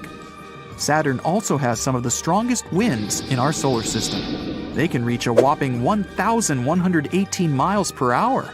One of Saturn's moons is called Titan, and it has a super odd scent. Its atmosphere is made up of something called benzene, which has really weird effects if inhaled by us humans. It can make us feel dizzy and make our ears ring. It doesn't actually smell that bad though. Its scent is kind of like almonds. Now it's time to take a dive into Uranus. This gas giant has gotten itself a reputation as the smelliest planet in the entire solar system. There's a lot of stinky stuff floating around on the planet, and its upper atmosphere is made up mostly of hydrogen sulfide. Yep, that's the molecule that makes rotten eggs smell so nasty. But the temperatures are so severe on Uranus that you'd pass away even before you've had a chance to smell anything. Uranus's atmosphere is a staggering negative 392 degrees Fahrenheit. That's so cold that it would almost instantly freeze anyone. The final planet in our solar system is Neptune, and it's just as cold as Uranus, at negative 373 degrees Fahrenheit. Neptune also smells pretty bad. Some scientists say it smells like seaweed that's washed up on the shore. Others say again that it smells like rotten eggs, because it contains a bunch of hydrogen sulfide molecules. But like on Uranus, you're not going to have time to take in the nasty smell. As the most distant planet from our sun, it's dark, freezing cold, and has supersonic winds. No one would be able to survive when faced with one of the icy hurricanes which are constantly raging on the planet. Neptune is the only planet in our solar system that's not visible to the unaided eye. Well, we've covered the planets, but what does space itself smell like? Space is mostly a vacuum, which means it doesn't actually contain any molecules, so there's basically nothing to smell. But some astronauts have actually said space smells a bit like fried meat or hot metal. This smell is most commonly reported in the first instance after the astronauts re-enter their spacecraft. They shut the airlock, repressurize, and then remove their helmets. But there are a bunch of theories suggesting that the meat smell isn't actually space. It's either from the equipment operating the airlock or from interactions between space particles and the spacesuits. Astronaut Tony Antonelli said that space definitely has a smell that's different than anything else. Talking about his fellow spacewalkers coming into the ship, another astronaut, Don Pettit, said he noticed that this smell was on their suit, helmet, gloves, and tools. One thing we definitely know that has a smell, though, is comets. If you could inhale a big whiff of a comet, it's likely going to make you feel lightheaded and maybe even sick. The odor from comets is like a mix of rotten eggs, old smelly socks, almonds, and it'll also have a hint of biology dissection lab. On the bright side though, the presence of hydrogen sulfide and sulfur dioxide in the scent would block your sense of smell after the first sniff. So at least the stench wouldn't linger. But the bad news? Nearly all the ingredients that make up a comet's smell are toxic. So you're probably going to want to avoid coming into contact.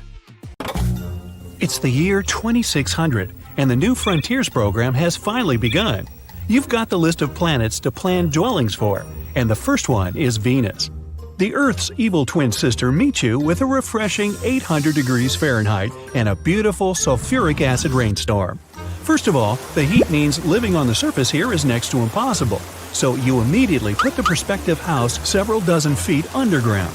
The walls, floor, and ceiling must be made of some heat-resistant and durable material, so you make them out of hafnium carbide. Discovered way back in 2016, it withstands temperatures of over 7,000 degrees. Next, you install the air cooling and purification system. It captures the toxic air from the Venusian atmosphere and pulls it through a complex network of filters, delivering breathable air to the dwelling. As an added benefit, the temperature of this air can be easily turned up thanks to what's going on outside. You can create a separate room below the main space and dub it the generator room. The device there will use the almost infinite geothermal energy of the planet to provide the house with electricity. You think for a moment and add a geothermal bathroom as well. There's no water on Venus, but it can be extracted and separated from its acidic clouds. The piping system would include a heating unit for hot water and a cooling unit with liquid nitrogen for cold water. Another separate space is the garden. Since no plants can survive on the surface, you create a spacious hall with bright lights on the ceiling and a sprinkler system throughout the area. You have large patches of soil for vegetables, several acres for fruit plants, and a big patch in the center for a couple of long-living trees like oaks.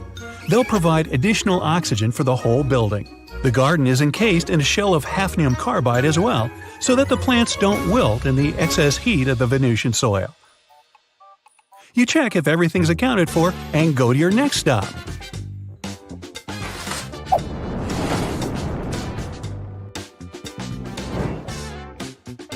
Saturn. It's a gas planet, but there's a thin yet stable layer that can be called the sweet spot.